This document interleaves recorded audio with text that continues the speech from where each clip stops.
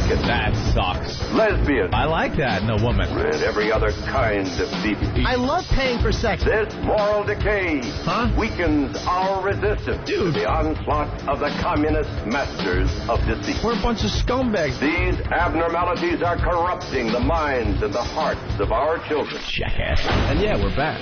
Where have you been? It's depressing and horrendous. It's awful. A bunch of idiots. Perversion for profit. Here it comes! Here it comes! The Opie and Anthony program. El virus. The Opie and Anthony. God, that irritates me. It's just like somebody took a bat to my brain. We're the only radio show that makes you want to hate us. Opie. I want my coffee. Anthony. I want that fact. Jim Norton. I want Ozzy. We are going to dumb this thing down to the point that we're going to be #1 with Down syndrome children. Hysterical. Opie and Anthony show. But enough of this palaver. Let's get the show on the road.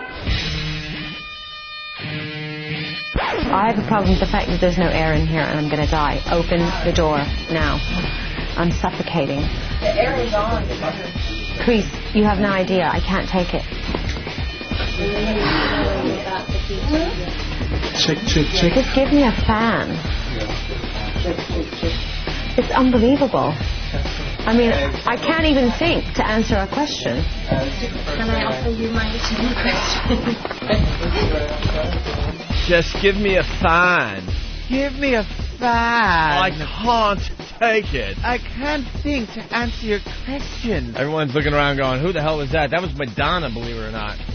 She's from Detroit. Yeah, can you believe that was Madonna? Getting ready for some kind of Q&A, and they're setting up the microphones, and she's like, I need a fan. I need a fan. I can't take the heat.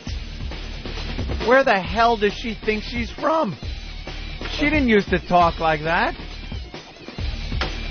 When she was singing Lucky Star, I don't think she spoke with that little inflection. We're beating up the CD player because I want to play it again. I think I got it stuck in there. What happened? They're still using these old Denons. I used these Denons 15 years ago. Why haven't they updated CD players for a radio station? Back in the old days. When these Denons came out, it was all the rage. Oh, my God, you could jump up and down in the studio. Nothing's going to skip on you. Smack them. You can bump into the machine while it's playing, and it'll keep playing for you. You won't go, dropping your carts on your record album. But it's still the same fucking thing. 16 years later. My God, man, my God. Hey, you think they'd come up with new ones? Well, here's Leaker. Now that you know who it is, let's play this again. It's Madonna getting ready for some Q&A. I have a problem with the fact that there's no air in here and I'm going to die. Open the door now. I'm suffocating. The air is on. Chris, you have no idea. I can't take it. No idea. Check. Just give me a fan. It's unbelievable. I mean, I can't even think to answer a question. Can I offer you my question? Well, give me a fan there, governor. What the hell? I need a fan. A fan? Fan, man. I can't even think, yay? I can't think. I'll fucking cock it. She's fucking from Detroit. Yeah, Detroit. Detroit, Michigan, yo. Not England. I know she lives there most of the time now, but let's calm down. London, Detroit. It kind of sounded like Orson Welles. Yeah, why? Why? Why is no fun? I did it right. Right. In the frozen fjords. Madonna. I was kind of sounding just like that today because Why? It's already 80 degrees in New York. It's going to go up to about 98, which is just insane for the New York area. Why? Where?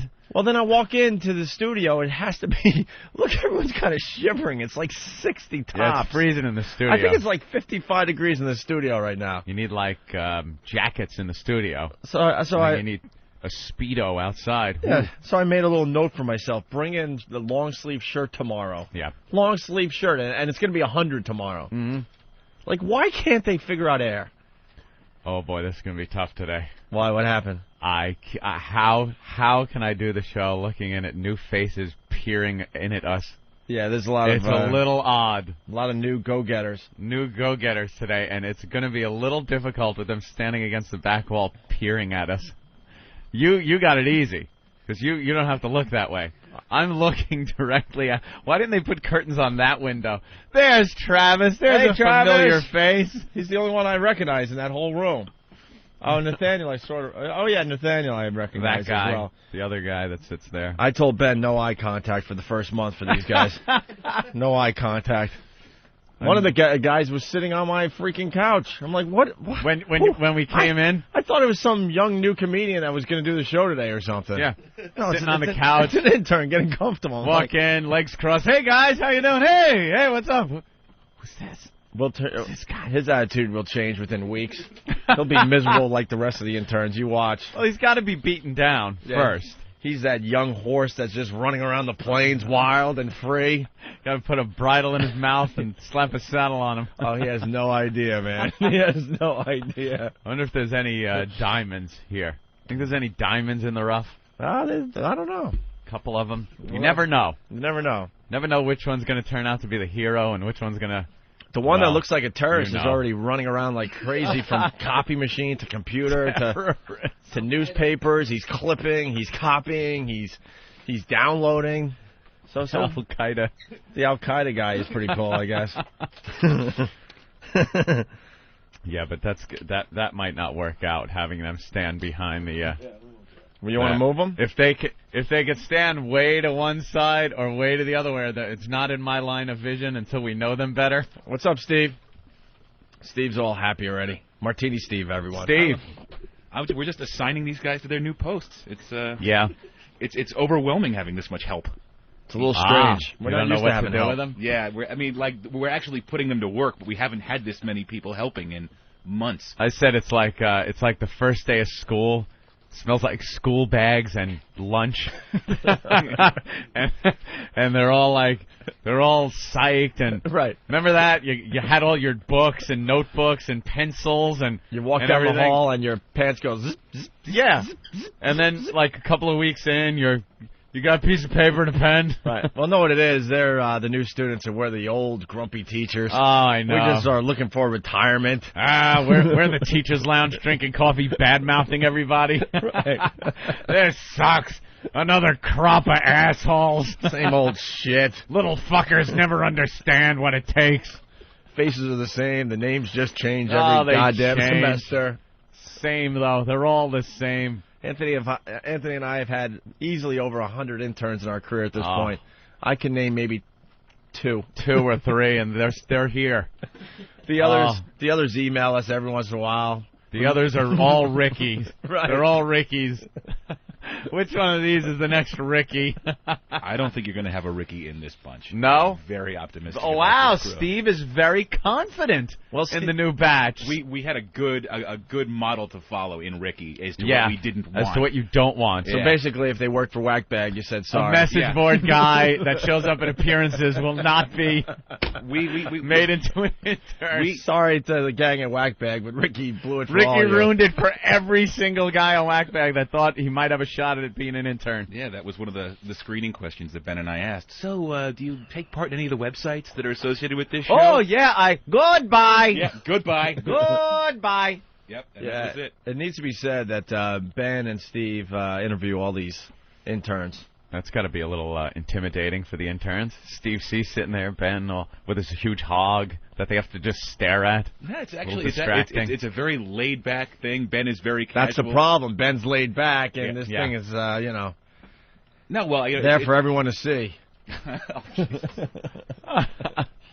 I notice when we leave the show, some of the intern prospects are sitting outside by post office. It is so uncomfortable because I open the door and, like, before I even see who's there, I'm like, take it easy, Paul. I'll see you, tomorrow.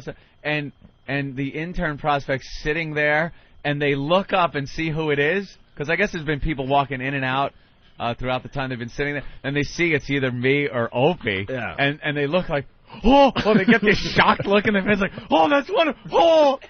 And I feel ridiculous. I was like, hey, how you doing? You know what I do? I'm cool, too, and I'll say hey and all. And I don't say a word to him. I walk right past him. And then I hit the sidewalk, and I call either Steve or Ben and go, Don't have them sitting there while I have to walk. No, even worse, because like they'll be the guys that. Oh, you give the thumbs up or thumbs down? Just by the high. Just by the high. And how they're dressed usually. Oh, you're horrible. Because some of them come in suits and stuff. So I'll go down the sidewalk. I'll call Ben and Steve and go, nah, don't even waste your time. You know the guy that was in today? Nah. Anyone that wears a suit for an internship, nah.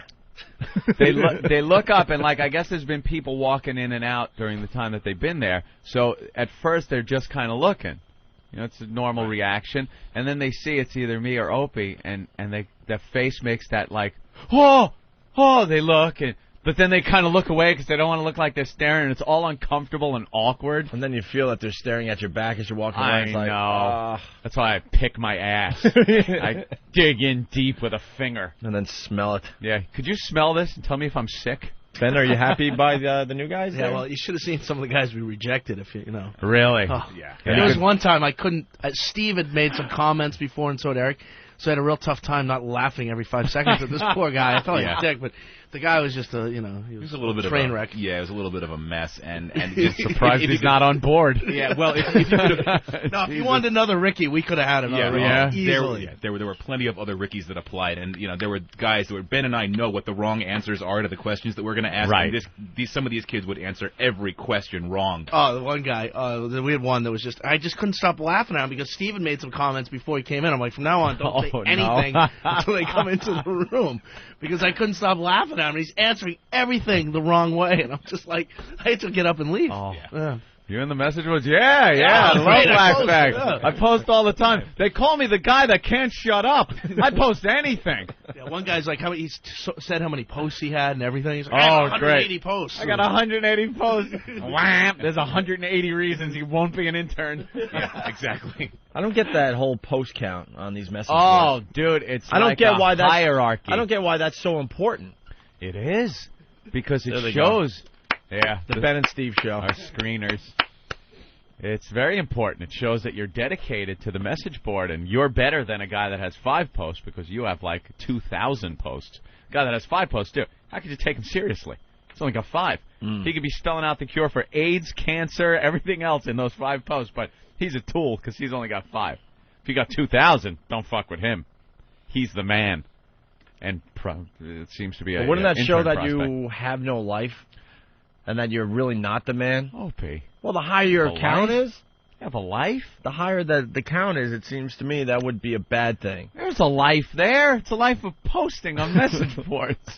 All right. It's a little rough, yeah. All right. I guess we should start with the Tyson fight. Oh, Saturday. Mike Tyson fought some big Irish guy. I don't even know his name. That's what a draw this guy was. Kevin McBride, I believe. Hey, Kevin McBride.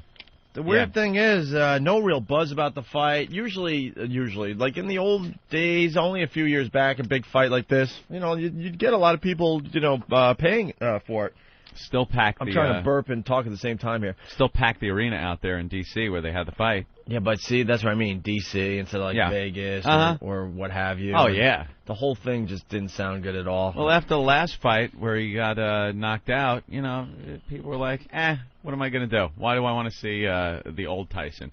But people bought their tickets. I bought the pay-per-view. Mm-hmm. I knew it wasn't going to be a Tyson fight of old, but can't miss a Tyson fight. And it was sad. It's the only way I could describe it. We goof on a lot of things that are supposed to be sad on this show, and we make jokes about it. Yeah. This was really sad. Did you feel sorry for Mike Tyson? God, that's so weird. Totally. It's like the old dog that you had. You remember him when he was a young fetch-in-the-stick doggy? Sure. And now he's just matted and always stinks and has the mange and can't walk and waiting to get kicked in the liver by Opie. All right. Rubbing his ass on the living room carpet. I gotta rub my ass on the carpet. My ass itches and no one will scratch it. Well, first of all, hold my legs up, my feet by my ears, and I drag myself with my front feet and scratch my ass. It was just sad. Well, first of all, what happened? He just quit after 6 rounds or something like that? Yeah, he was, first of all, this guy manhandled him. He was too big for Mike. Old Mike probably would have bust out, rushed right at him, and knocked him out. That's the old Mike. This Mike, forget about it. He doesn't have that devastating blow anymore, so he's got to stand with these guys and fight them for a while, usually, 5-6 rounds. So he's standing there, and the guy's manhandling him. He kept grabbing Mike with one arm and punching him in the face and doing uppercuts with the other. And it was taking its toll on the guy. He's leaning all of his weight. This guy's huge. He's leaning his weight on Tyson, and Tyson's having a hard time. He's getting tired. After the first round, he went back to his corner. He was exhausted. One friggin' round, 3 minutes. Was the guy training? He's 38 years old. Some guys, they got stamina after that. This guy, it's gone. Yeah. The old Mike Tyson is gone, replaced with an old Mike Tyson. So the fight went that way for a few rounds. He got a couple of good punches in the face. He got a couple of good punches in, but the big guy wasn't going down, The old Mike Tyson would have been able to knock him out. Couldn't do it. So Mike knew he was getting tired. He started getting punched in the head a few times and really started getting wobbly. So back to the corner in between rounds. He gets out for the next round. I think it was the 5th, and he's frustrated, really frustrated. You could tell. He tried to break, what was his name, Kevin? Kevin, yeah. He tried to break Kevin's arm. He grabbed the guy's arm and put it in the crook of his elbow and then pushed down on his hand. And Kevin starts going, he's like, getting the ref over here. He's breaking my arm. Tyson's biting his gloves the entire fight, too. He put his gloves up by his face and bite his thumb of the glove before he would throw punches. I guess trying to intimidate the guy. Then he just went in with his head. Hit Kevin above the eye, starts bleeding. They delay the fight a little bit while they check out the cut. And that was just desperation. That was Tyson thinking, I'm getting my ass handed to me. I have to end this fight somehow. So he went dirty. He got pushed down and couldn't get back up. Got pushed down, fell on his ass, hit the ropes after getting hit in the head a few times. He looked up at the ref like, could you give me a hand up? And obviously the ref isn't allowed to help the fighter up. Right. But it wasn't ruled a knockdown, so they couldn't count him out. So they gave him time to stand back up. A round ended. He went to the corner, and that was it. He was like, done. He said, no, can't continue. No mas. So the corner just said, no, he's done. And that was the end of Mike Tyson. During one of the interviews right after the fight, he said he just doesn't have the stomach for it anymore. Doesn't love it, doesn't even like it anymore.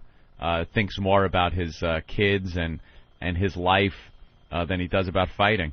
And I think that's been the case for a while now, for quite a while. Oh, of course. It's been all about the money. He said, "What?" People asked him, well, why'd you do it? He goes, to pay my bills. That's why. That's the only reason he's been in the ring for the past few years. That's it. The guy wasted a lot of time and a lot of time and talent in prison. Yeah, can you imagine if he just kept fighting in his prime? Yeah. A lot of these guys take their talent for granted, and during their prime, they go off and do something else. Michael Jordan's a classic example. Decides to quit. Play golf. And then baseball, minor league baseball for a while. And you're like, what are you doing? Stop. Like we talk about on the show all the time, time is a bitch. Time always wins. Yep. So why are you wasting the prime of your career doing something else because you're bored? Because someday you are going to be older going, what? Why did I do that? Yeah, you can use it while you got it. And especially for an athlete, by the time you hit, upper 30s, 40 especially, you're done. So, you still have your whole life ahead of you. Mm-hmm. Some guys got it up into their 40s in some sports. Not many, Some guys late 30s. You got Clemens who, he's playing for a team that can't get him run support, or he'd be like 10-1 at this point. Messier was playing hockey at like 40. Ali, I think Ali fought when he was like 40, I believe. Yeah. But Tyson, 38 years old, you take somebody like George Foreman. Mm-hmm. Foreman was fighting at 38 years old. Oh, yeah, he was. And kicking some ass. Yeah. Tyson just doesn't have it. He had that when he had his youth. He'd run out there. I would pay $50 for a pay-per-view to just look at old clips, highlights from Tyson's fights. I would buy that. Let me see his fight. I want to see him beating the shit out of people. Mm-hmm. You get a pay-per-view to just see this old guy. And I was telling Ope on the way in, it's like you can't see any difference between Tyson now and Tyson then visually. He doesn't have a head full of gray hair. He doesn't have wrinkles. He doesn't have flab. He doesn't have a big beer belly or anything. Still gut. cut. He looks like Tyson did years ago. So it's hard to look at him like that, see him come out and get his ass kicked. You're so I was sitting there going, come on, punch the guy. Yeah. Knock him out. What's your problem? Yeah. You know, you can't be tired. You're Mike Tyson. You look great. But no, the guy didn't have the stamina, doesn't have the heart, and just got his ass kicked by a nobody. By a guy that just he's nobody. He's a big, like, bruiser that should have just been on the canvas within the first round. Mm-hmm. That's over, obviously. Let's go to Dan in Jersey. Dan, what's up? You guys are hypocrites. You guys took a long-ass break. Right I know. We were in prison. O&A took a break in their prime, but we had no choice. You kidding me? You don't think every day we were off the air that I was thinking about that? That we were wasting time. We were on top of our game when we got fired. Mike didn't have a choice in the prison time either. That's true. When is Ron and Fez coming to your station? We don't know. Working on it, Popeye. Yeah, we don't know what's going on with that whole deal at this moment. So. Thank you, sirs. All right. No, I mean, if it was up to us, we wouldn't have taken a break when we were I think we're still in our prime, but we had to take 2 years off at the worst time in our careers. At the worst. It's a little different than boxing too, you know. It's like obviously. The show has grown from the time that we hooked up at BAB and did WAAF. You know, we were spinning records, you know, playing music for the young people. And then the show grows, you know. Right. You're able to change and adapt as you get older, but it's not like, you know, boxing. It's not like if you're old and don't have the stamina, there's nothing you can do. You know, I don't think there's seniors boxing that he can go into, you know? That's what I mean. Especially boxers, it's a short shelf life. Very short. You got to make what you can. And besides being in prison, you know, Tyson wasn't fighting, that often when he wasn't in prison. No. And you got to think as a fighter, you know, the years are just clicking off quickly in your brain going, well, how many years can I really do this in my prime? He was surrounded by some of the worst people you could be surrounded by as a boxer. And this is something that's happened to other fighters in the past all the time. They end up destitute, these guys, because they have a few good fights under their belt. They made a lot of money, and they get these guys that just spend all this guy's money. Over the course of the time that he should be fighting and making more money, he's living off of, you know, a couple of fights he does 1 year or every 2 years or something like that. Yeah. And he's got these vultures just spending all his money. Poor bastard. Well, we got Anthony from Oceanside. Anthony, what's up? Good morning, boys. Morning. Hey, man. Anthony, happy St. Anthony's Day to you today. Oh, thank you. And what the fuck is your problem, man? It's Kevin McBride is the heavyweight champ of Ireland. Did you listen to anything? Did you know about it? Yeah, the heavyweight champ of Ireland. Boy, did he seem like a... Yeah, but the Irish could fight. You know that. Of course they can. This guy should have been bleeding, though, in the old days. Yeah, but you noticed when he first walked, he was fucking drunk. He had a few drinks before he started the fight. The guy is probably the dumbest individual I've ever heard speak. Who, Kevin McBride? Kevin McBride. He couldn't put a sentence together. They're asking him stuff, and he's like, hey, well, he's a legend. We're fight. It was a good fight. And champion, Ireland. That's great. Hey, I was honored. Quite a legend. Like, yeah, big bag of hammers, walking bag of hammers. Fucking retard. Punch it out. All right, Anthony, thanks. Let's go to Paul. Maybe didn't take Tyson off his Zoloft thing. Yeah, maybe he was still on the dope. But you hear about the parsing of $5 million, $2 million of which went to his creditors, $750,000 went to his ex-wife, and pretty much the rest went to the IRS. So he got nothing. He gets nothing. He's just trying to pay off his bills. And last fight, there was a big hype about Tyson coming back. He's going to be fighting. He needs to pay off like $10 million. And the last fight was like his launch into this bill-paying fighting he was going to be doing. When that really went badly and he got knocked out, people were like, that's it. The guy can't, if he can't win, he's not going to draw people into to pay to see him fight. Sure. But there was one more. It was this fight. If he would have won this one, perhaps he might have been able to. Now there's no way. How is this guy going to pay his bills? It's going to get really sad from this point on. Yeah, it's Requiem for a heavyweight all over again. It's going to be another one of those disasters. It's going to be in an Indian costume and WWE ring. Not many fighters, get to retire with all their money and their senses. Nope. I mean, it's just a train wreck. George Foreman is like an example where he was able to, get out and make something of himself later on with these stupid grills. Do you remember Greg Page, I think his name was? He was supposed to be like the next Ali back in the day. Mm-mm. He was another one of these guys that had to come back and fight. And now he's like pretty much like half paralyzed in a bed somewhere, drooling on himself because he just got the crap beat out of him in the ring. Wow. Has no money. And he was supposed to be the next big thing back in the day. You know who went a little too long? There's a million of these guys. You know who went a little too long? I mean, he's doing well for himself announcing for fights and stuff. Sugar Ray Leonard. Oh, yeah. He was probably one of the most articulate boxers I'd ever heard in his prime. Sure.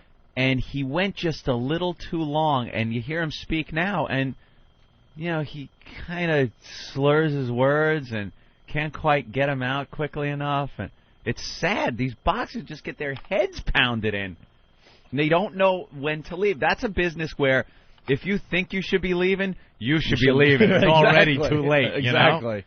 Let's go to Justin in Tampa. Hey, Justin. Hey, you doing? I was watching the fight the whole night, and they actually had Tyson up for until like the 5th round. The sports side. Oh yeah, the score had Tyson up. He was winning on the cards. Yeah, they had him up by like 4 points. One guy had him like 45 to 41 or something like that. That just shows you what a sap the guy was that he was in the ring with. This Kevin McBride was the worst. Tyson was winning, but he ran out of steam. He lost it. He had nothing left. He was going to get knocked out if he came back out. Yeah, did you see the Layla Ali fight? How about that girl? Oh, the chicks fighting? Oh, the chicks. Oh, my God. She's crazy. I still can't get into the chicks fighting thing. Yeah, it's a little weird. It's a little strange, yeah. All right, punching out. All right, but she won a couple titles or something, I guess? Yeah. All right, whatever. Chick fighting, stop it. Chris in Jersey. Hey, what's up, guys? Hey, Chris. Hey, yeah. They should have cat fighting. That's something everybody would watch on pay-per-view. Cat fighting. Real, make it like the... Yeah, there was a cat fighting league. We had them in the studio once, remember? Extreme Fighting They're just championship. ripping their clothes off and pulling hair and scratching each other. I want to see I want to see cat fighting. Little blood, scratch marks. Yeah, you get the girls out there looking like the guys. Everything is, pushed down. Yeah, it's like. Yeah, I know. Why are we watching chicks fight?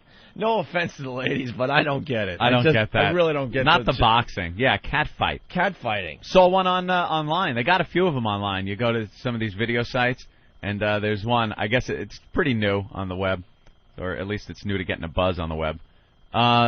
2 chicks, looks like high school girls, maybe even junior high, in a backyard with a bunch of people around, and they're just going at it. They're fighting, and the video camera's rolling. And they're just pulling hair and scratching, punching the shit out of each other. And they're both hot. Really hot. Ultimate cat fighting. Yeah. Great stuff. You have a whole thing where they're getting their makeup on before the fight. Yeah. And their hot little outfits. Little schoolgirl suit, the little skirts, and not allowed to wear bras. That's the type of thing I want to see. When the blouse buttons go, yeah, just rip them right off. Ah! Then I would know who the champion is. Yeah, that's what I want to see. I'd be able to tell you all the stats. Chris in Jersey, what's up? Hey, man, I just want to hear, since Tyson is basically dead, I want to hear Tyson voice from Ant with the Bill's dead girl, old woman voice. And go. Yeah, exactly. I lost the fight. You kidding? Yeah, what are you going to do? Well, maybe we could. Oh, no. Maybe we could get a remix together on that one. Where? Leroy, North Carolina. Hey, guys. Good morning. I was basically watching the fight, but all weekend long on the Fox Sports Network, they played Beyond the Glory on Mike Tyson. Oh. Kind of ironic, showing him back when he was with Gus D'Amato in his start, and at 18, how tenacious he was and what a great fighter. And then they take it all the way through to just the meltdown and all the interviews, and every time he went crazy and acted like an animal. It was incredible. When he would come flying out of that corner early in his career, when that bell would ring for the first round and he'd come flying out of the corner, there wasn't one fighter on that other side of that ring that wasn't petrified, and you could see it in their face. When a fighter stepped in the ring, it was like you could see in their face, oh, my God, I'm in the ring with this animal, with Mike Tyson. And he would come bolting out of that corner, just punching this guy in the face until he fell down, and that was it. Yeah. And then to see him, Saturday night, exhausted after the first round, 6 rounds later, just giving up, sitting on a stool, that's sad. Yeah, throwing the towel in instead of wearing it. When he used to come in the room with those black shoes like Patterson and the cut towel that just hanging around his neck. Yeah. Just unbelievable. And people would look just like there's a gladiator walking into the Coliseum, But they interviewed him like this Beyond the Glory. You guys should try to check this out. He's got some great lines where he's like getting interviewed by women. He says, I don't get interviewed, or I don't allow women to ask me any questions unless I'm fornicating with them. And he just goes off the deep end. Hawk, Beyond the Glory. Get on it. Yeah, we need that one. All right. And I think, Anthony, one last thing. I think you asked you would pay $50 to see Mike Tyson, all his greatest knockouts from pay-per-view. Yeah. You can go on like Kazaa or iMesh. I think somebody put it all together. You can download it and just watch him just dismantle all those just ridiculous fighters. Yeah, I need to get a virus computer. I need to get a computer in my house that I don't care what kind of virus it has, so I could use Kazaa and things like that. Because I tried it once, and, man, it took me so long to clear out my computer with Trojans and spyware and all kinds of crap. So I'm going to have, like, a computer. I'm going to call it AIDS. I'm just going to call it AIDS. It's going to sit in the corner, not going to be connected to any of my other computers, and it's just going to be there's going to be, like, chancres on it and oozing pustules coming off of it, because I won't care about viruses. It'll just be for Kazaa and porn sites and everything else. I got a song for your AIDS computer. You have AIDS. Yes, you have AIDS. I hate to tell you, boy, that you have AIDS. You got the AIDS. You may have caught it when you stuck that filthy needle in here. Or maybe all that unprotected sex put you here. It isn't clear, but what we're certain of is you have AIDS. Yes, you have AIDS. Not HIV, but full-blown AIDS. Be sure that you see that this is not HIV,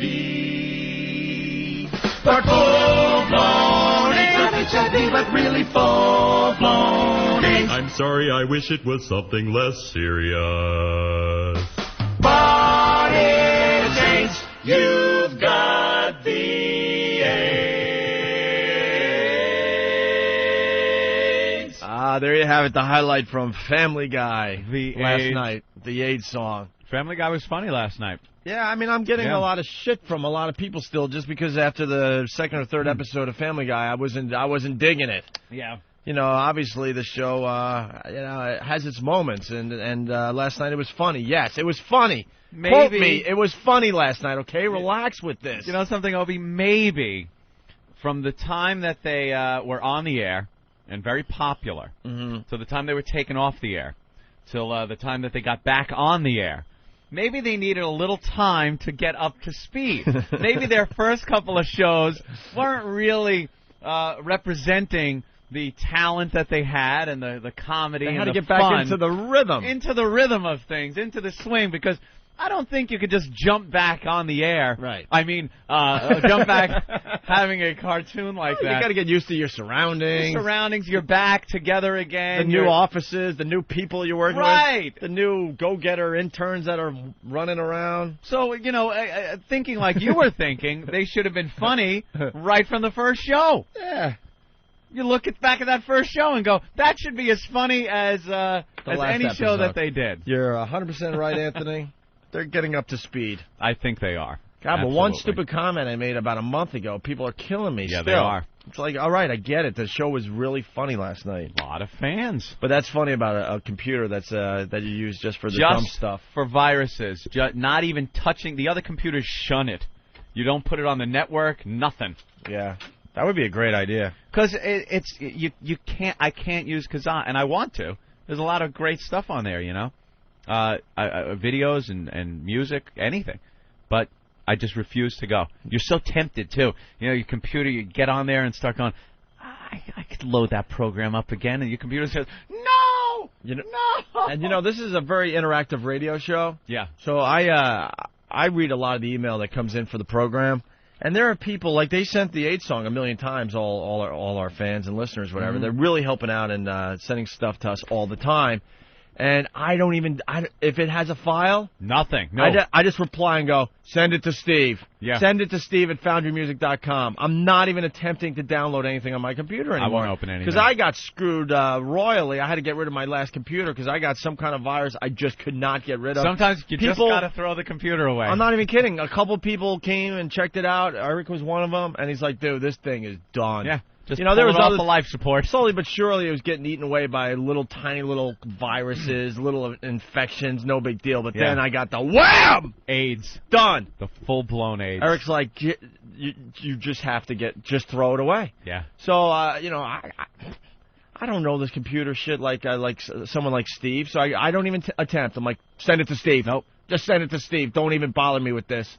Don't open anything. And I'm tempted. I see, like, Family Guy AIDS song, you know, and I want to hear it. I didn't get to see Family Guy until, this morning. I'm like, no, I want to hear an AIDS song from Family Guy, but I couldn't, attempt it. So I run it through McAfee, and then that's usually pretty good. I got that. I got a bunch of the stuff, but I run the files through there. It's usually pretty good. I still don't trust it. So and then keep up to date with the viruses. I guess the latest one is one that's labeled Michael Jackson Confesses. Oh, that's right. I was reading about that over the weekend. It's like Michael Jackson Confesses, it says. Mm-hmm. And you click on it, you open it up because you want to read his confession, and bam, you got the AIDS.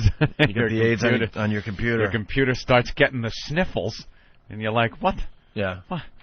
But to the new listeners that are getting up to speed, any files, anything you want to send the show audio-wise, especially, you got to send it right to Steve. Steve at FoundryMusic.com. Dell sells a little robe to put over your computer. Little friends visit. Computer's got the AIDS. All right, I was going to play the Tyson clips before we move on here. Oh, right. Yeah, we got some. He's always good to say something after these fights. I noticed very subdued Mike Tyson. And none of the, all praise be Allah. He doesn't say that anymore. Yeah. And he wasn't even trying to make excuses or anything. Just flat out saying, I don't like doing this anymore. That's it. You think he was on the medication for the fight? Because there was a time they used to take him off his medication so he could be just an animal in the ring. Yeah, that probably has a lot to do with it. His age, the fact that he probably is on medication and realizes it's for his best, it's in his best interest and his family's, his children's best interest that he stays on this medication. Yeah. And I think it takes a lot out of him, physically and mentally. Cigars and scotch is on the line here. I was just thinking about this as well. Because I can't picture a guy that's built like him, that works out like that. He trained for the fight. He didn't just... I can't imagine that in 3 minutes of one round, he's going to be that tired. If it isn't something else, maybe a medication that he's on, or something that took this guy's endurance and just completely eliminated it. Yeah, he's 38, but he's not, 48. The guy in that kind of shape, with that kind of body on him, should be able to go a couple of rounds and not be winded. You would think. Cigars and scotch, what's up? Hey, I know it's a tired genre of television, but who the hell wouldn't watch a Mike Tyson reality show just to hear him speak? It's the only way he could pay those bills, too. Yeah, that's a reality show I would love to see. You start filming today. Mike Tyson's life today. Wow, that's good, yeah. And what is he going to do next? And show the bills coming in and show his advisor saying, look, dude, you're at 5, 6 million, whatever it is, million in the hole, and then try to get his life going, the second stage of his life. That would be very interesting TV. Hello, would you like fries with that? Please drive around. Yeah, would you like an apple pie? Okay, I'm done with my day of work. I make $120 a week. I got $5 million to pay. Let me do some mathematics. This is going to take a long time. Can you imagine? Yeah, what's he going to do? Get a job somewhere? That's the reality show. I'm a greeter at Walmart. Right. Hello. Right. I'm Mike Tyson. Yeah, come back. What do you do at this point, you know? What do you do? What do you do? Poor son of a bitch. Maybe talk to George Foreman. He did well with the grills. Maybe something. Let me sell some of your grills. Yeah, maybe Tyson could come up with some kind of grill or an invention. Line, right? All right, here's Tyson after the fight the other night. Self-explanatory, I do believe. I'm just sorry I let everybody down. I just don't have this in my heart anymore. Oh, that was him in the ring, right? Yeah, that was the first thing. He was sorry that he let everyone down. He just doesn't have it in his heart anymore, and you could just see it. You could just see it when he walked out there, and like I said, you've seen it in prior fights to this. He just doesn't have it anymore. Didn't have that drive. I had a tiger. Didn't have it. It's so weird with me. There was a time growing up I hated Ali. Hated him. I thought he was so cocky. Really? I hated him. And then when he got older, that's when I really started really liking the guy and rooting for him big time. I mean, big time. And I do this with a lot of the older athletes. You know, there's a time I hate them in their prime, especially if they're kicking your team's ass or what have you. And then they get older, and for some reason you start to turn and, like, you really start rooting for the guy. Yeah. And I remember when Ali was in the ring and he didn't have it anymore, or you know, it was his skills were drastically diminished. That's when I was really into him, when he was more in the underdog position. And it's like kind of like that with Tyson. You want him to do well at this point. I was yelling at the TV. I'm like, come on, Mike, punch him. What are you doing? Get out! Don't let him hang on you. Yeah. The guy was Kevin McBride was just grabbing Tyson around the back of like the shoulders or the neck, and then taking his other hand and just uppercut right to Tyson's jaw and the side of his head. And he wasn't able to really get a good swing because they were really close together. But it was enough where it was just pop, pop, pop, pop. Kept punching him in the head like that. And it took its toll on him. You know? Yeah. Some of those body blows, though, from Tyson, that's the worst part. You'd watch Tyson lay a couple of body punches in on McBride, and it reminded you of Tyson from years ago. You know, it was enough of a reminder where it made it that much worse to see him that bad. If he just went out there and looked completely bad, it's one thing, but a couple of these body punches, you're like, oh, God, that's got to be devastating. You know? Yeah. Well, let's play guess what word he mispronounced in this next one. Okay. All right. That's most likely I'm not going to fight again. I'm not going to disrespect the sport anymore by losing to this caliber of fighters. Caliber. I'm fighting this caliber of fighters. I got a 50 caliber. And this is probably the saddest thing he said after the fight. I don't have that ferocity. I'm not an animal anymore. Yeah, not an animal anymore. Doesn't have the ferocity. Ferocity. I don't have the ferocity. I don't have the ferociousness. Who is this? The ferocity. Ferocity. Yes. I hate when that happens, when you lose your ferocity.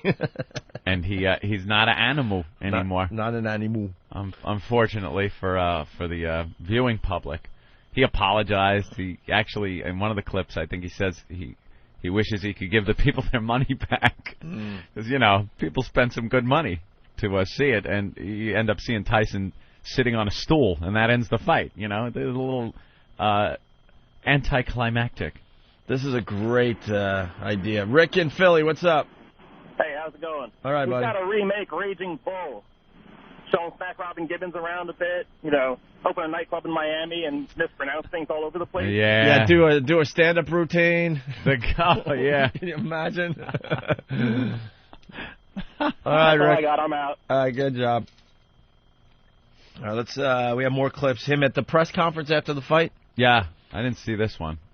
Oh, I'm not interested in fighting no more. Listen, I'm not trying to take anything from Kevin McBride. We know his record. We know his credentials. And if I can't beat him, I can't even beat Junior Jones. Wow. Junior Jones? Who's Junior Jones? No one even knows who Junior Jones is can't in beat the him. studio. Okay, here's a little more. I'm comfortable with my stigma here. I know who I am, and I know what people think about me. Listen, I may be bizarre sometimes, but I'm very rational. I'm extremely rational, and I understand my situation. I understand my situation now. I understand the situation of this country, and I'm not going to lie to myself, and you shouldn't allow me to do that as well. You shouldn't allow me. I'm rational. Did you see me trying to eat my glove like it was a chicken? That's rational. Yeah, when he was ripping Evander Holyfield's ear off, he was rational about it. That's rational. When I step in the ring with a boxer and I try to twist his arm off and break that's rational. Right. When I realize I get my ass kicked, so I take my head, my big coconut head, and slam it into his eyeball, that's rational. Now, he still has that bit of craziness in him. He just doesn't have the physical makeup to back it up anymore. Sometimes people think I'm not handling my responsibility. I may not want to spend as much time with my kids, but I have to be happy. I don't want them to be around me, and I'm not happy. I need to be happy, and the only way I'm happy is when I'm contributing. Keep him happy. Imagine those kids. Oh, God, make Dad happy, please.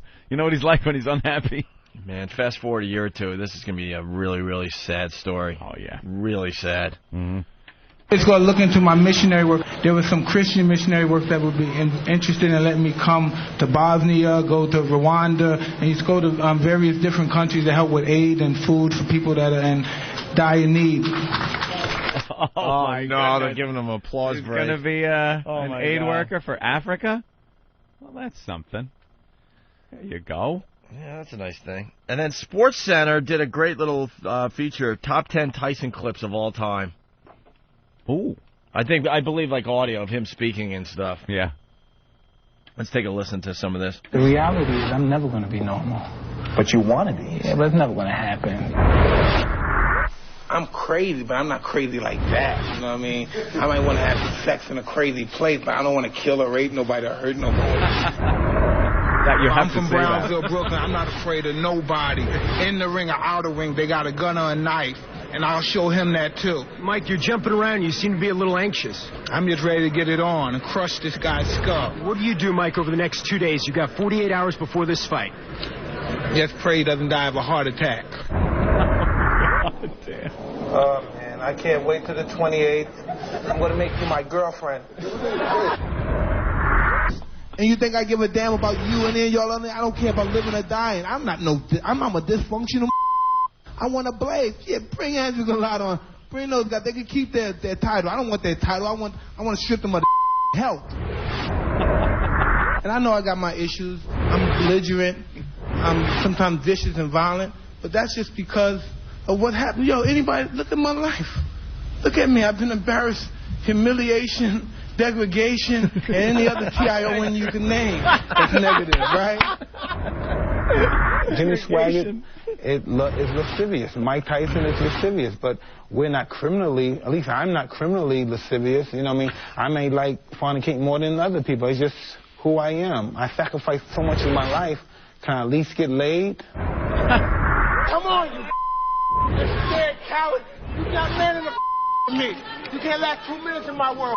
Look at you scared now. You scared like a little... Jesus. Doesn't matter what I say, it doesn't affect you guys, because your guys don't care about nothing but money.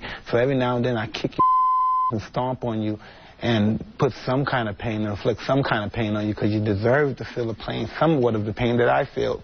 If I wish one of your guys had children, if I could kick them in the head or stomp on their so you can feel my pain, because that's the pain I have, waking up every day.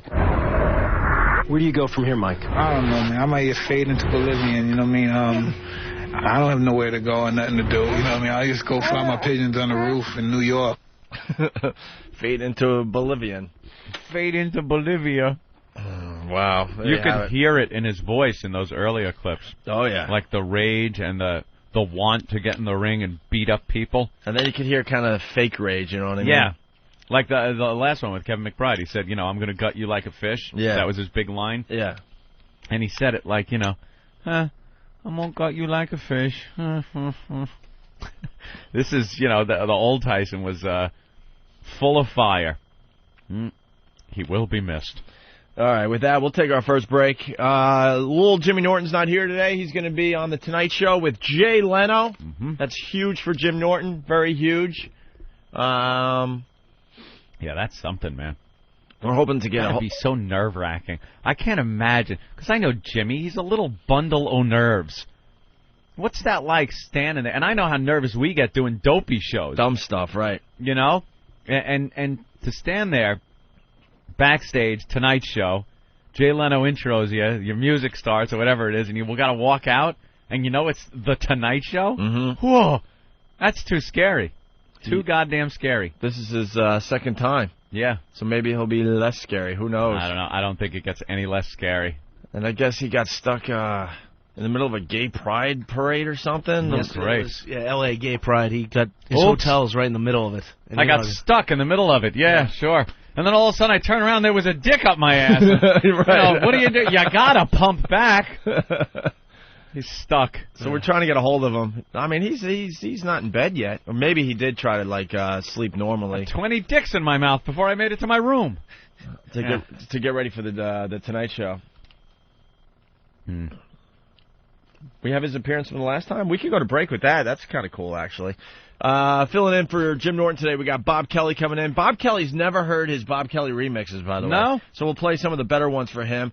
And also a good friend of the program, Bill Burr, also stopping by to say hi. Right. And hopefully we'll get Jim Norton on the phone to see how he's feeling before the big night. Mm-hmm. And then I think he's not going to be here tomorrow either because he's got to fly back. Got to fly back, but he'll be back, Wednesday? Wednesday, I believe, Yeah? Yes.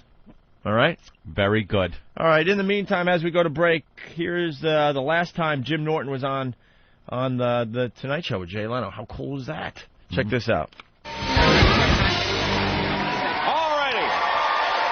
My next guest, a talented comedian, a regular panelist on Comedy Central's Tough Crowd with Colin Quinn. He'll be on Opie and Anthony show every day on XM Satellite Radio starting October 4th. Please welcome his first time on the Tonight Show, Jim Norton.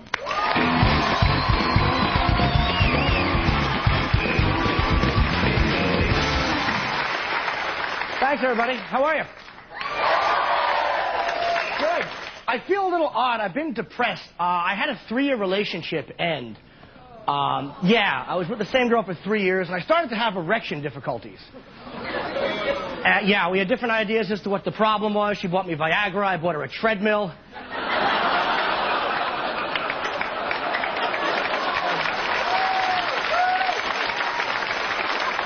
I mean, don't get me wrong, I'm all about compromise. I'll eat a pill, just get on the machine, you monstrosity. And to answer your next question, yes, I realize that I'm not a visual treat. You ever look at yourself nude in a full-length mirror and you want to fall on a knife? I am awful looking naked. From the waist up, my body looks like a scallop.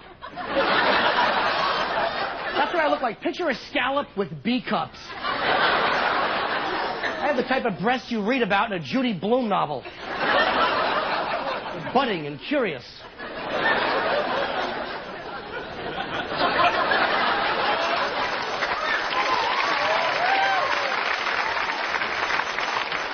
You ever have a moment of clarity about your awful torso? I took a hot shower once, and you know how after a hot shower, even after you towel dry off, because of the steam in the room, your body still has a glistening sheen to it?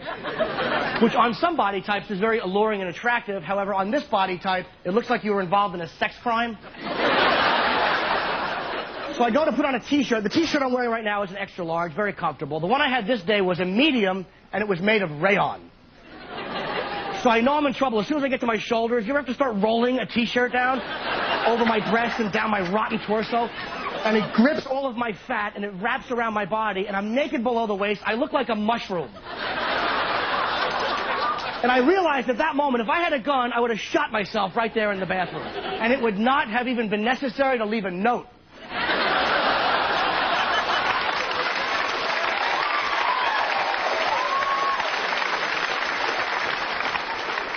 Cops would have showed up the next day, found my headless torso. Wonder why she did that. See, women think they're the only ones with, body issues. Men have them, too. I hate going to the beach because no matter how hot it is, I have to wear a T-shirt. I was in Cancun for spring break this year, and I don't know if you can tell under these lights, but I don't tan particularly well. I have the complexion of a urinal. So I'm in Mexico. It's 110 degrees on the beach. I'm wearing a long T-shirt. I have on sunblock 45. I'm holding an umbrella like some bisexual Mary Poppins. I'm creeping out all the college girls. You know, where do you go to school, ladies? And it was so depressing to not hook up down there because all the girls are beautiful and they're drunk.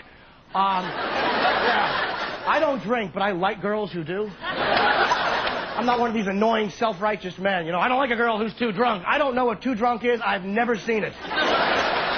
I hear a girl going, nobody loves me. She's halfway to where I need her to be.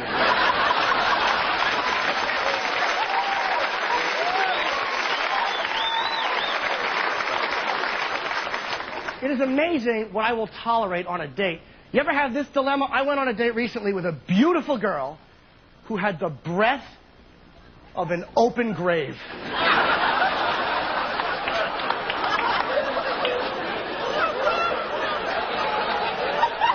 Now, I can tolerate breath that's slightly off.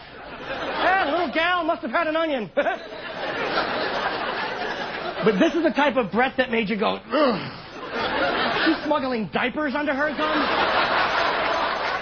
It was putrid and awful. It reminded me of the liquid that collects at the bottom of a garbage bag. Yeah. I can't believe I slept with her twice. Thanks a lot, everybody. Appreciate it. Thank you.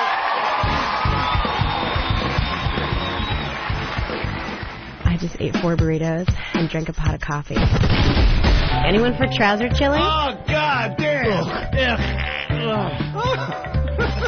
Opie and Anthony Show. Oh, my God.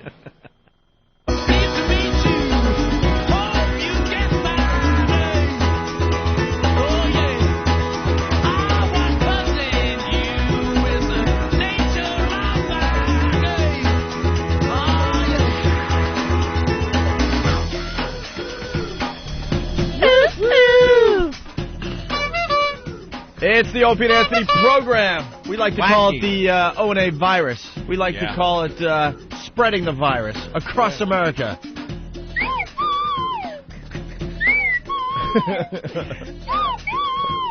I'm musical.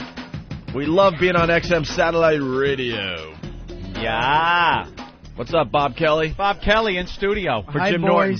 Yes, for Jim Norton. Same body shape, just different face. So I saw your knee is not quite as good as it was last time you were in. I was actually a month into physical therapy, walking around. Perfect, almost done. Yeah. Stage in Vegas at the Hard Rock Saturday night. Took my brace off because it doesn't fit with designer jeans. Friggin' faggot I am. And then is it the brace obviously has to go on the outside of the jeans, right? No, I can wear the brace on the inside, you but I can? have to wear baggy. I have baggy jeans that I can wear, but these jeans are 7s. I don't know if you're familiar.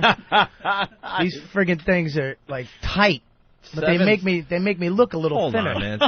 Oh, yeah, no, 7 jeans are all the rage, dude, but mostly for girls. No. Guys are buying the 7s too? Well, guys, I actually went into Macy's. It was actually like, dude, these jeans are ridiculous. They're like $200 a pair. Yeah. Girls are like doing whatever they can just to get a pair. They'll blow you on the street just to get enough money so they can get their 7 jeans. Yeah, it's the thing to have if you're a chick. I didn't know there was a guy thing going on with the 7 jeans. I went to Macy's with Norton and my girl. Norton gets on these kicks where it's like, I need jeans. And Norton, for some reason, can't go shopping for anything alone. No, he can't. He needs people with him to advise him. I know, but the funny thing is that you'll help Norton out. You'll teach him, like, dude, these are what you get. This is why, and blah, blah, blah. And then 2 weeks later, he'll actually teach it back to you. Like, dude, what you want to do is go, you want to get these. And I'll be like, yeah, really, Jim? Why is that? Who told you that? Oh, I don't know, but, I did, you friggin' ape. You know what? Jim does that a lot. He does. You bring up a good point. He's done that to me, too. I'm like, you don't know anything about rollerblading. I told you that. No, well, you're going to do. You got to get the rollerblades with the 5 wheels instead of the 6. When is he going to tell me that gravity is caused by mass and not spinning a planet? He will. That whole discussion. That nightmare that we had to live through. Jesus, I was whatever. Go ahead, Bob. The 7 jeans. The 7 gay jeans that you're wearing. Oh, they're so gay.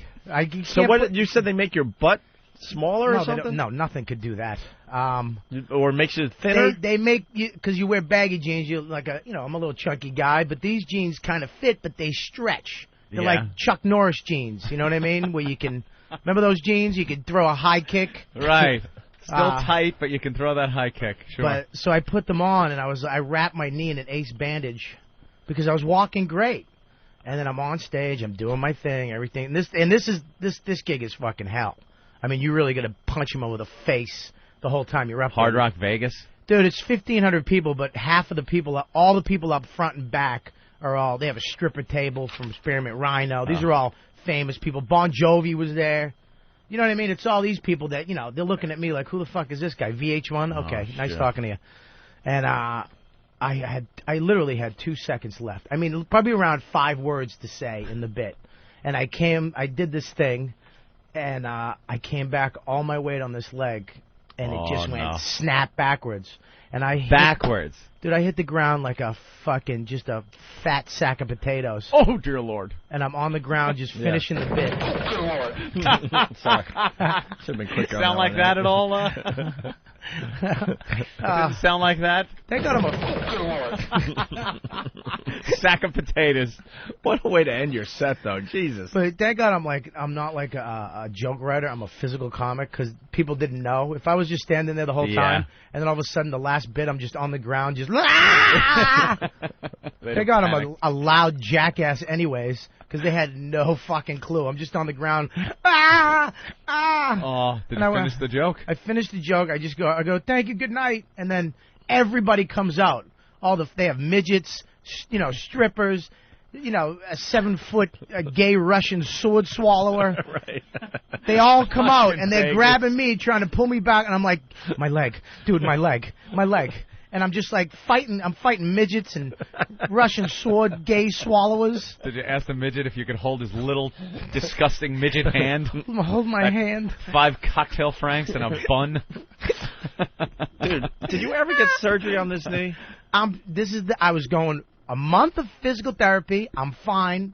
It's fucking Saturday afternoon. This Thursday, going to the doctor, set the appointment because I had to get my knee better. To set the appointment. Now it's all fucked. Now it's fucked again. I'm on Vicodin. The way home, I'm just staring at the dude's TV next to me the whole time. He's creeped out. I'm just. I love the Vicodin. Vicodin is just. I love it. I sometimes wish for pain so I could take it, because I know if I start taking it without any pain, there's where the problem starts. That is every guy that's ever had to go to rehab for Vicodin. It always starts with an actual reason to take it, actual pain. Then the pain goes away, and you have some left. That's how it works.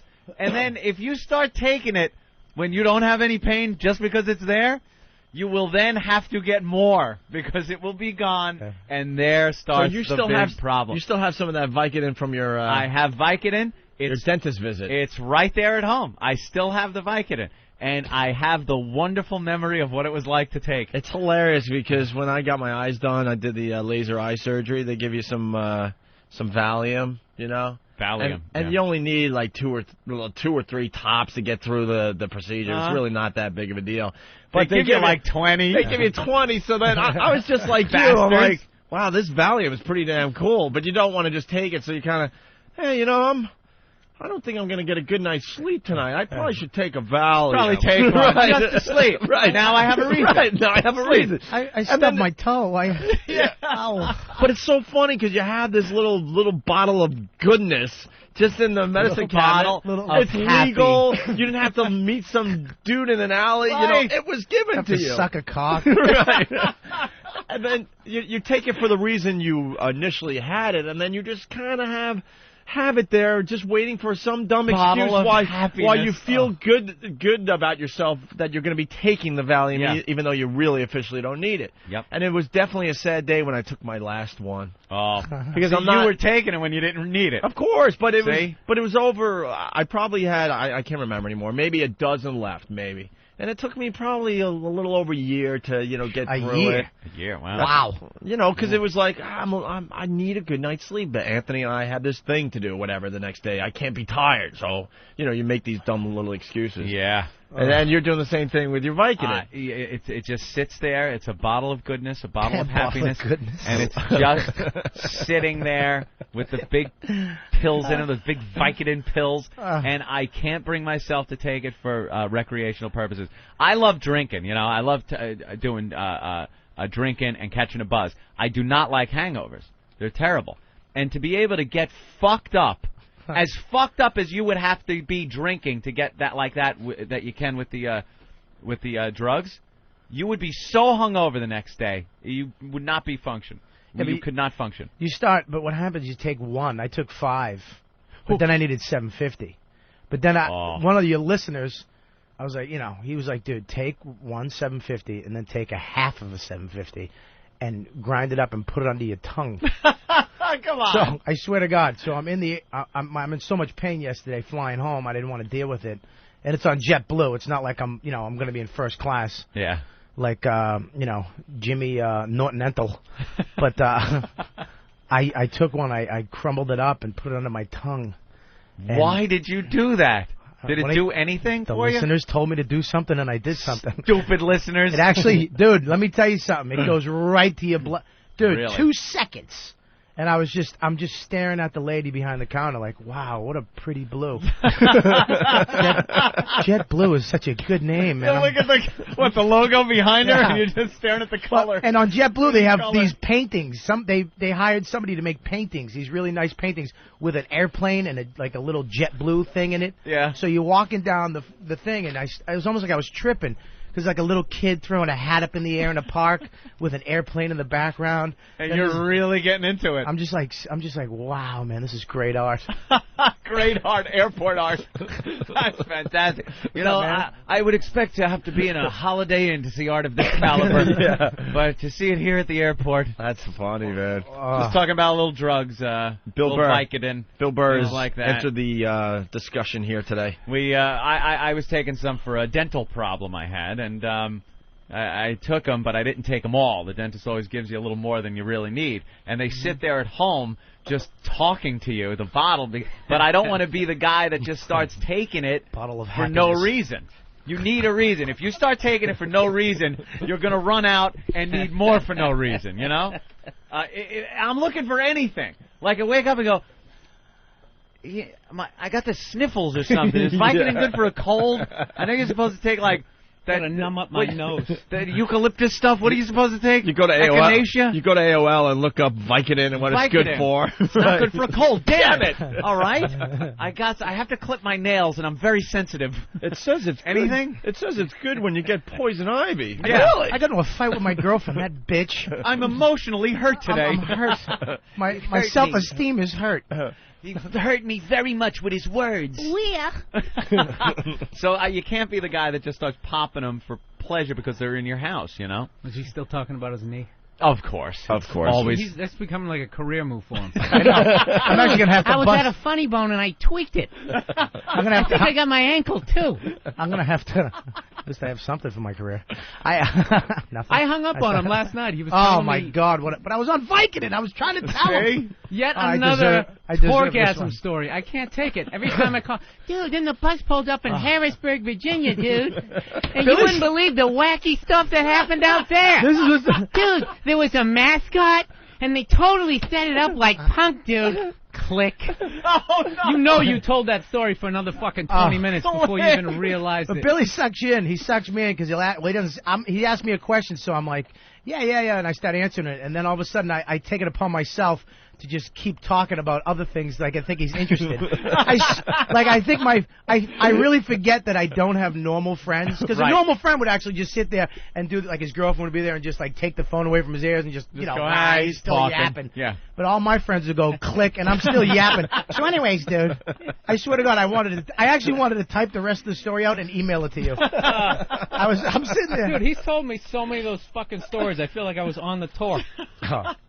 And then day 3. Yeah, it was a big break for Bob Kelly. It was a big break. No pun intended. Billy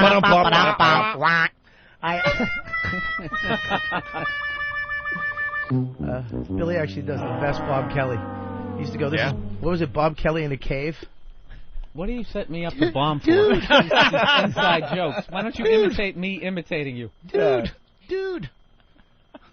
See that? See how awful I would have sounded? Much better coming out of Bob. It's better when Jim's on because he kind of works with you. Billy just smashes you right in the face. I didn't. Why you set me I up hung to up bomb, on you dude? Last night. I hung up in on the his middle face. of one of those awful Billy's stories, the most and I negative begin my friend day. you could have. I begin my day hearing more Torgasm stories. I'm sick of them. The DVD's coming out. Give us something to watch. Television show, Billy. Really? Yes. I got to tell you something though, Bill. Yeah. Because of his, the breaking of the knee, we have Bob Kelly remixes out the ass. I heard the immigrant song. That was hilarious. People you heard that one? These. I got that on my iPod. I think accidentally. Wait, Bob, you haven't heard any of these, right? I've heard a couple of them. I've heard the Zeppelin one was funny. That's a good one. The Goodfellas one was funny. You know what? I was surprised. Hold my hand. Hold my hand, man. Nobody did Pope of Greenwich Village, like a dueling. Oh, my thumb, Charlie. I broke my knee. No, my thumb. They took my thumb, Charlie. I broke my knee. Hold my hand, man. Hold my hand. I just like how he says, I broke my knee, man, in the exact same way, like 18 times in a row, to the point I thought I broke my knee, man. I broke my knee, man.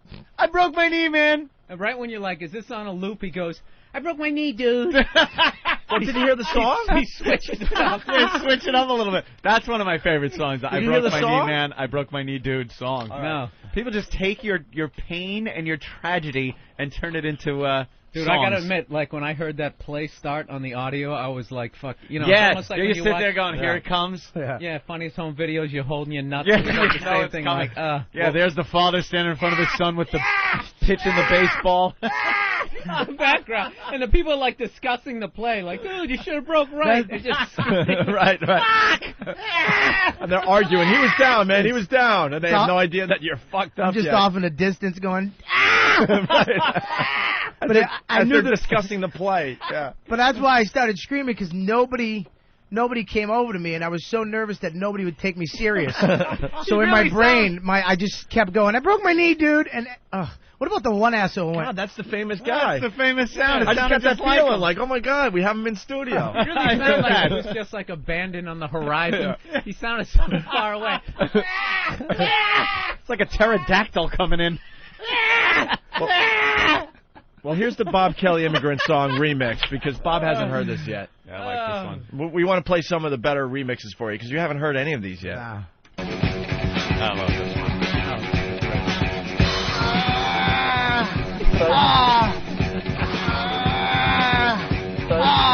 I broke my knee, man. Fuck. I broke my knee, man. I broke my fucking knee, dude. I broke it, dude. I felt a crack. I broke my leg. I broke it.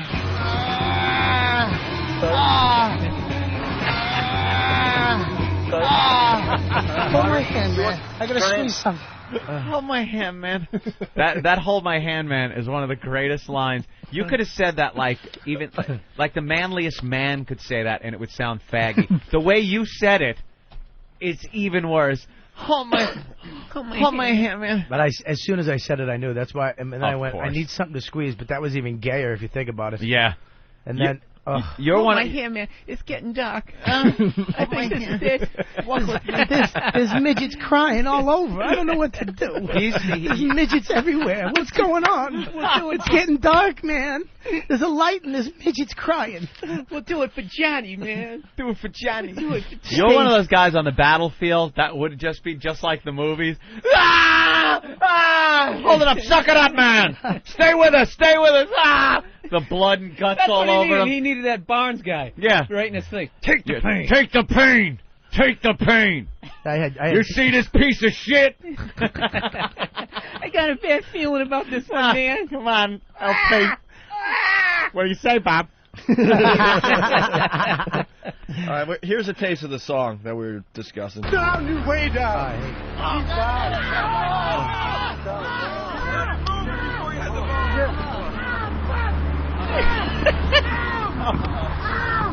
Like a murder. They still have no idea what's going on. Talking about the play. Yeah, just talking about the play. Sounds like a murder is taking place. I broke my knee, man. I broke my knee, man. I broke my knee, man. I broke my knee, dude.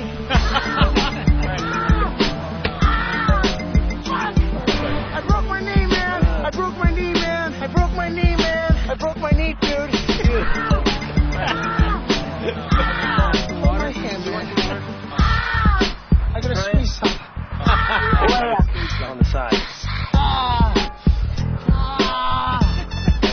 I broke my knee, man. It bent backwards.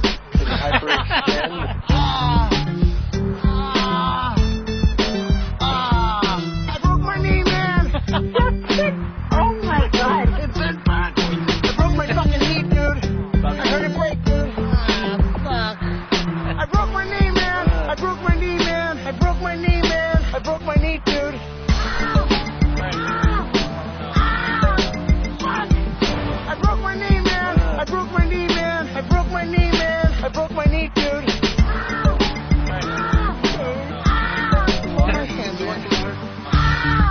I gotta squeeze something. We have some like Advil. Motherfucker. Advil's great. Someone suggests Advil. They have that in the commercial. Oh my God. God. Out his knee. Yeah.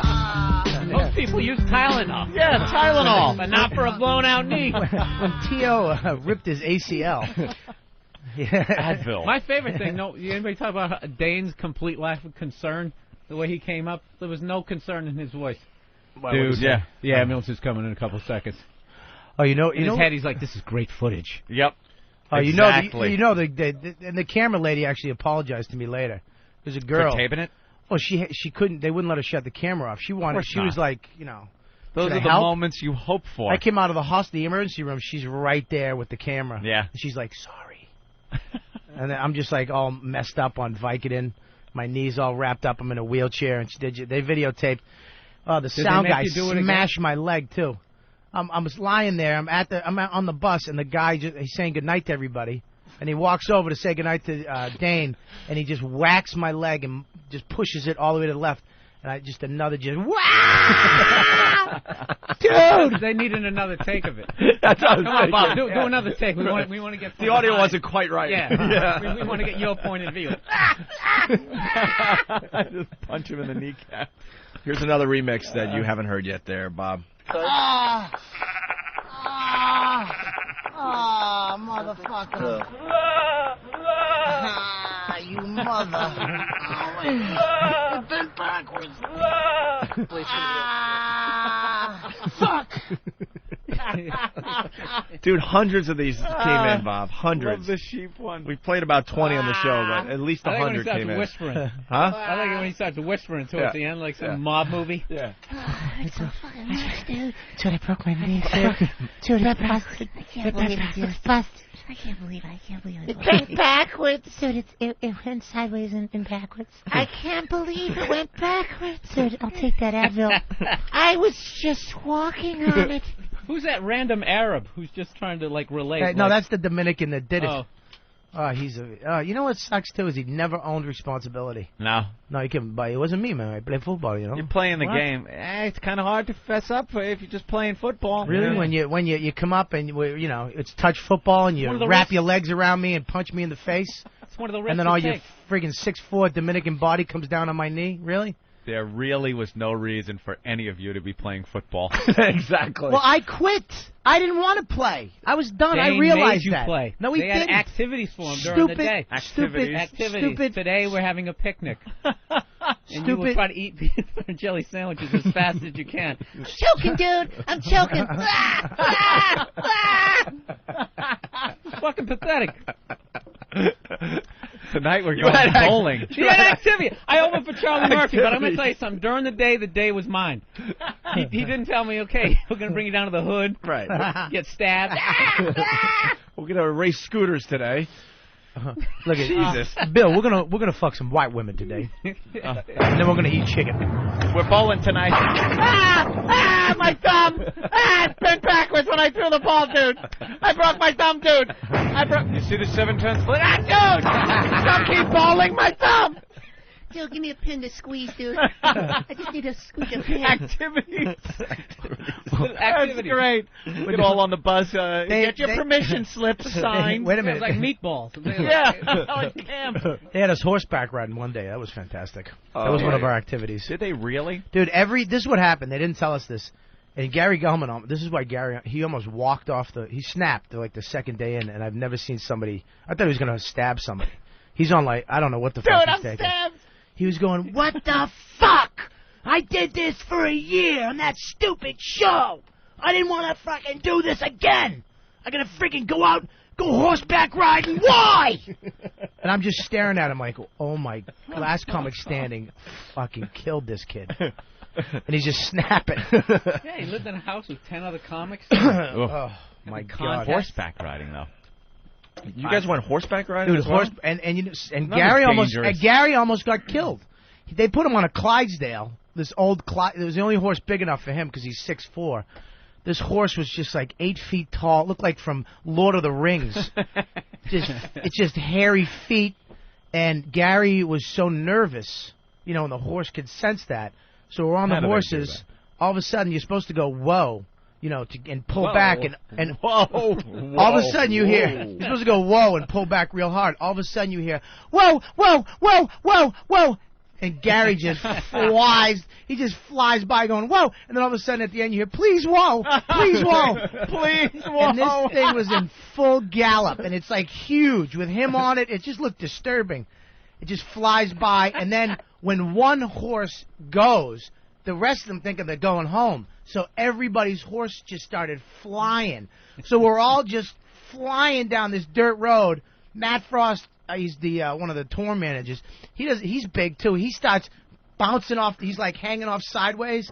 So he falls off the horse. Gary's almost crying. The lady, she was like a 4'2" lesbian cowboy dyke. It looked like like out of a western. Just kicks the back of a horse and just flies up, grabs the reins of Gary's horse, grabs Matt's horse on her horse. It was crazy. I used to do that. I would have hung up on him. You don't think a lot of listeners? You don't think a lot of listeners just? There's just too many people in the story, Bob. You don't think a lot of listeners like 8 just? people, 22 all right, go ahead, horses. Billy. You just keep talking. It's like an epic. It's like Ben-Hur. I really. There's a production Yul of Ben-Hur. Brenner comes out of nowhere. 6 guns. Bobby, you gotta admit, you ended your story with "it was crazy." That is the line when it bombs. It's bombing. Right. I did bomb. The tour was in April. It's June. It's over. Coming around again, man. I really have a problem with telling one story and going into another. I really do. I think I have a torgasm disease. I really do have a problem. What was the story? What was I originally talking about? See this horseback riding on the DVD? Yeah, you know what? The Dominican guy. Yeah, he was filming it and he didn't get anything. Because of your knee break, this DVD is going to sell like crazy. Yeah, everyone's going to want to see that. Hey, we're going to play another remix for you here. One of the better ones that came in, the Henry Hill Bob Kelly remix. I like this one. This might have been the best one that came in. Look, he started to touch me. He started to grab me. I told him to stop. He didn't stop. I hit him back. And then he got really angry. He almost sounds like Bob. He pushed me out of the car. What do you want, fucker? You want something? Huh? What are you doing?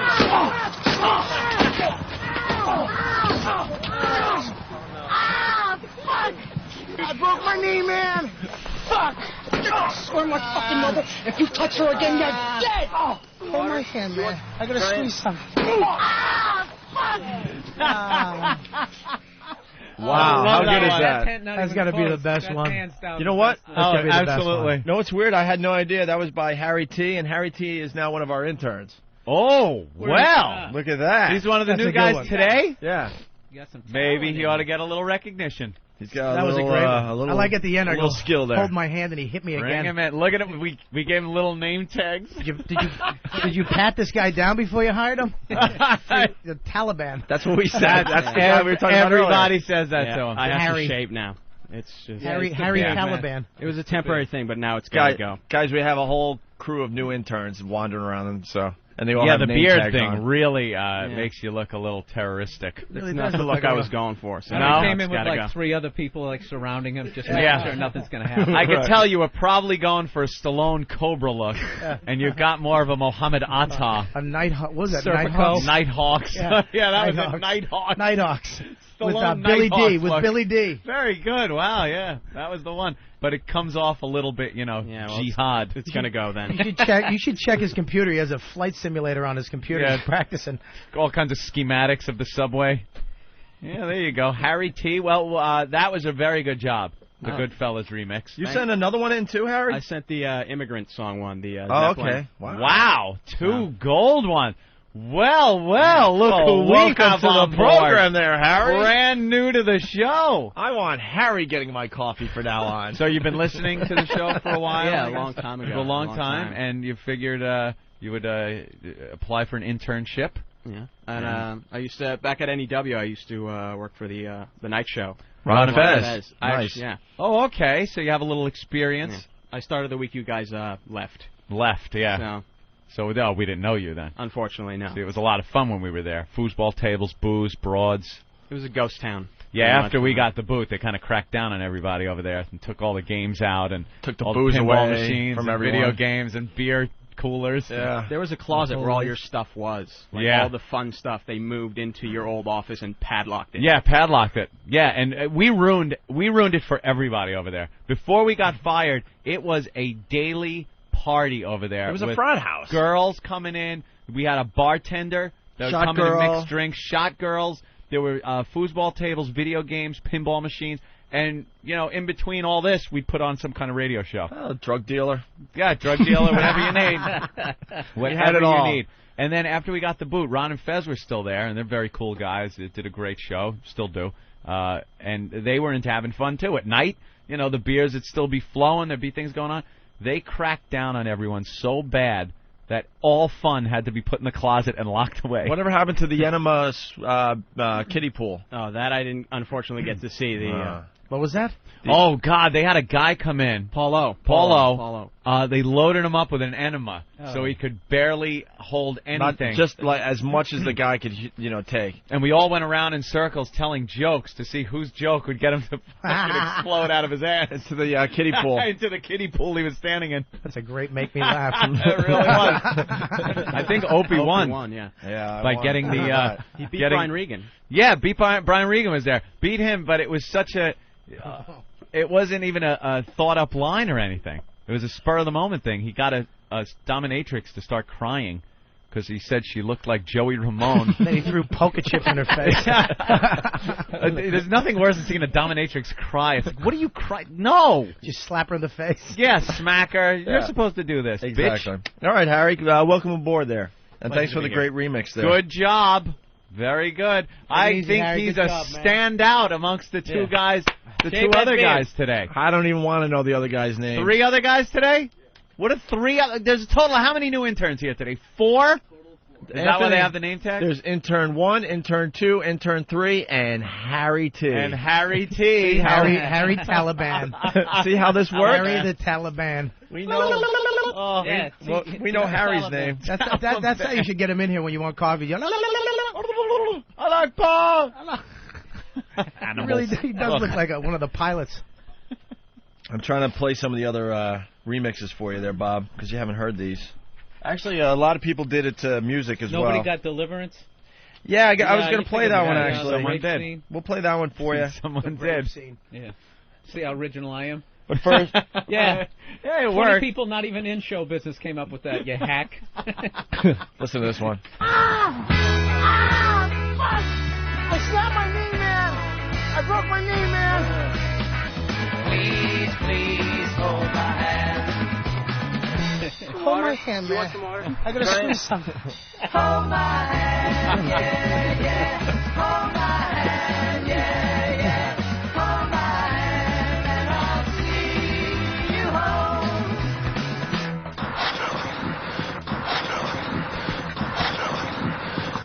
Hold my hand, yeah, yeah. Hold my hand, yeah. I slapped my knee, man. I broke my knee, man. I broke my knee, man. I broke my fucking knee, man. I broke my knee, man. I broke my knee, man. I broke my knee, dude. Hold my hand, man. I love that. Hold my hand, man. I wonder if when this does come on TV, if there's going to be a bunch of midgets just crying watching this. Yeah. That's the reverse. All right, we do tend to get a little emotional over midgets. We do have a Deliverance one. I'm so distracted watching Jessica Simpson. Was this new music video, Dukes of Hazzard? Dukes of Hazzard. She's all dressed up in this little, of course, Daisy Dukes. Oh, she's doing a remake of These Boots Are Made for Walking? Is that what that is? With Willie Nelson, huh? Look at this video. Yeah, she's God. so young she didn't know who did the original. I swear to God. Really? Yeah. Is it young or is she fucking just a dumb broad? Well, she is stupid. She is really stupid, and it's not even an act. But they got her. I was just going to say not even an act. Because I was going to be You like, got mad. she has a music not career, even an act. a movie career, and her own TV show. What a dope. Yeah. I see you occasionally get distracted. Your earphone cuts out? Yes. Yeah, it happens when they talk from the studio to Hawk over there. One of our earphones go out. Isn't that a great little side effect to somebody talking to someone else on the show, and you got to just put it out of your mind? Get down and work on that. It's so goddamn distracting.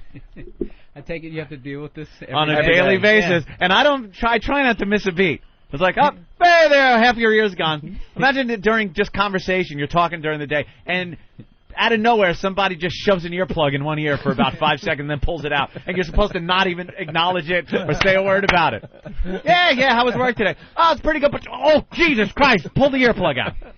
It's so distracting. But we're not supposed to acknowledge it. Not at all. All right, here's another Bob Kelly remix for Bobby in studio today. I'm so angry today. I know. This river don't go to Antry. You done taken a wrong turn. Now let's you just drop them pants. Drop? Just take them right off. Ah, what the fuck? Ah, fuck. Come on, squeal. Squeal.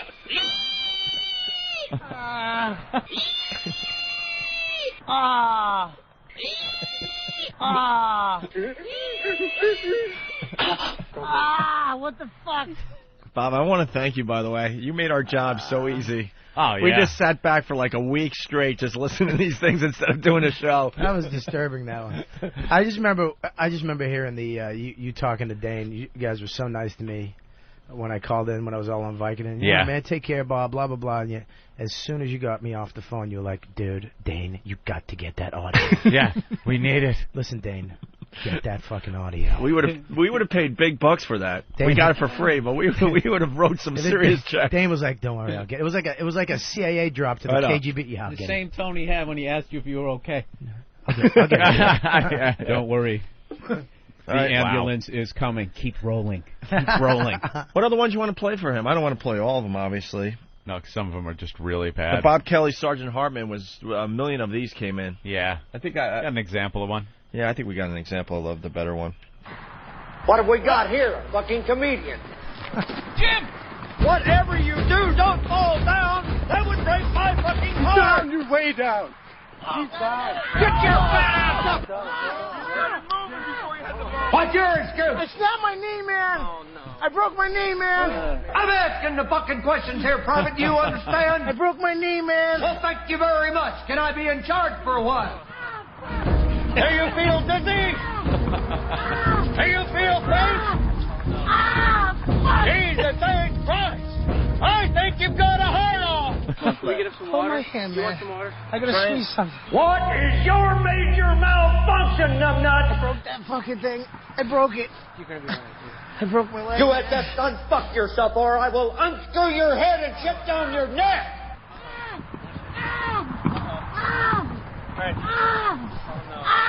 God, extreme. You got to give it up to him for being able to listen to this, because I know Joe Theismann has never been able to watch that tape. No.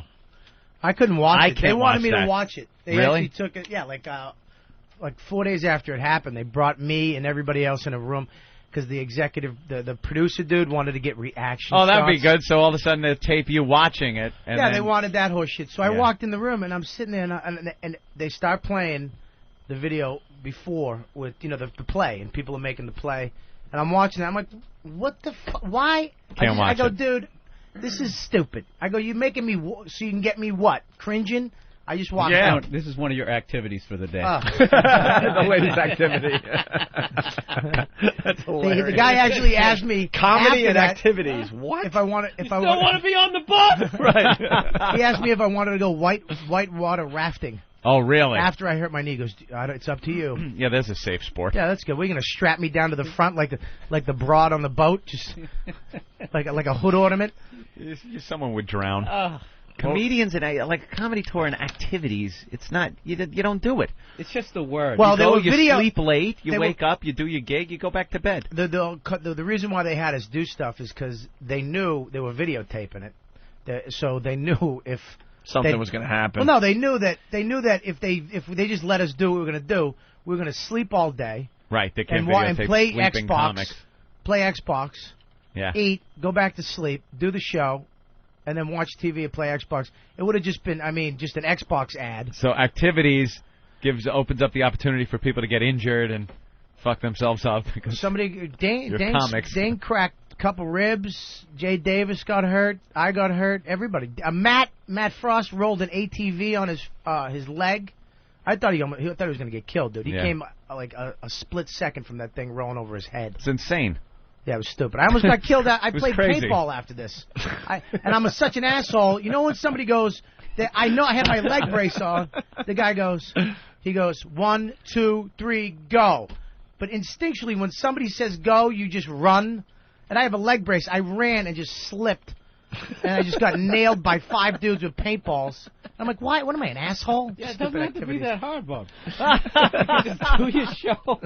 Don't tell me, kid. I'm fine with sleeping and playing Xbox. Playing paintball. The next day, we got a rappel down the side of this cliff. And I told him my helmet didn't fit, dude. We had a rappel. What are you kidding? They took us rock climbing. I cracked my skull, dude. I cracked my skull, dude. They took us rock climbing. You went rock climbing? They took us indoor rock climbing, and I'm the only fatso that couldn't make it to the top. Oh. This little kid made it up. I tried 3 times, and my hand was just shaking. Oh, no. You were the shaky hand guy? Dude, it was stupid. Trying to reach. I can't reach, dude. We had to make pottery. We had to make a bowl. Make pottery. I'm kidding. We didn't have to do I was going to say. You know something? It didn't surprise me, though. Yeah. Because my bowl is broken, dude. My bowl is broken. I broke my teacup. We went canoeing. Did you guys have like a big day where you like played another tour in like events, like a 3-legged race? What do you mean? Potato sack race. The popsicle stick houses. The Torgasm Olympics. You meet up with the Kings of Comedy tour bus or something. And we fought them. Knife fight. Yeah, the I'm Rich Bitch tour. All right. The Star Trek one, is that worth replaying, you think? Not really? And the We Were Soldiers, the one that came in today, yes or no? That was close to being good. It was almost good? Almost good. Not quite. No? All right. Some people. We're crushing dreams. They're sitting there listening going, oh, they're talking about mine. They're going to play it. That piece of shit. Nah, throw it away. All right. That's it. Gone. Rubbing how many? They still brought it up on the air. They talked about it. That's good enough. They talked about it. Yeah. Oh, it's okay. The next level is they'll actually maybe play it. Yeah, play. Shit Write on it. another one. You put together another one. I'm sure they'll play it. I'm sure Bobby will get hurt again during his activities. I knew when this happened I was going to get a nice hot slamming. All right. Well, that's it for the Bob Kelly remixes then. For now. They're still coming in, though, believe it or not. We started this like a month ago, I think. Over 100. I got at least 35 in front of us. Only 10 like that are even kind of good. Yeah. So, good job to everyone that sent one in. Wow. Has anybody yelled that shit out at you yet? Well, not that. Yeah, I get that. I get hold my hand and not you. Yeah, not you. It's so funny though. It's like, you know. Not you, Seinfeld. No, they go like this. They go, "We love you, Bob," and I'm like, "Thanks, man." They just go, "Not you." Oh. But there's nobody else knows what the hell. It's usually like a couple OA fans, and then it's everybody else in the crowd. So they're just looking at me like, "What does that mean?" Yeah. And I'm like, "Dude, nobody knows what the fuck we're talking about." Just a disgusted Seinfeld. Oh, it still hurts my feelings. The worst is on AOL, the AIM, because they go, "Dude, you're really great." And I type back, "Thanks, dude," and then "not you," and they just sign off. Don't even give you a chance to say "fuck you" or anything. But then they sign back on, and they're like, "Dude, I'm sorry. I just had to do it." It's like, fucking pests. Was that Alanis Morissette? Yes. Oh my God! What's she doing? That's good. She got like white. I don't know what that is. That's kind of like looks like an X. Cruella DeVille. Yeah, she's got Cruella DeVille stripes on her hair. Coming up. Okay, we're going to take a break. We got Bill Burr in studio. You promoting anything, Bill? I got nothing. You got nothing. Knee. Dude, that's the best shit. Norton turned me on to that. Favorite.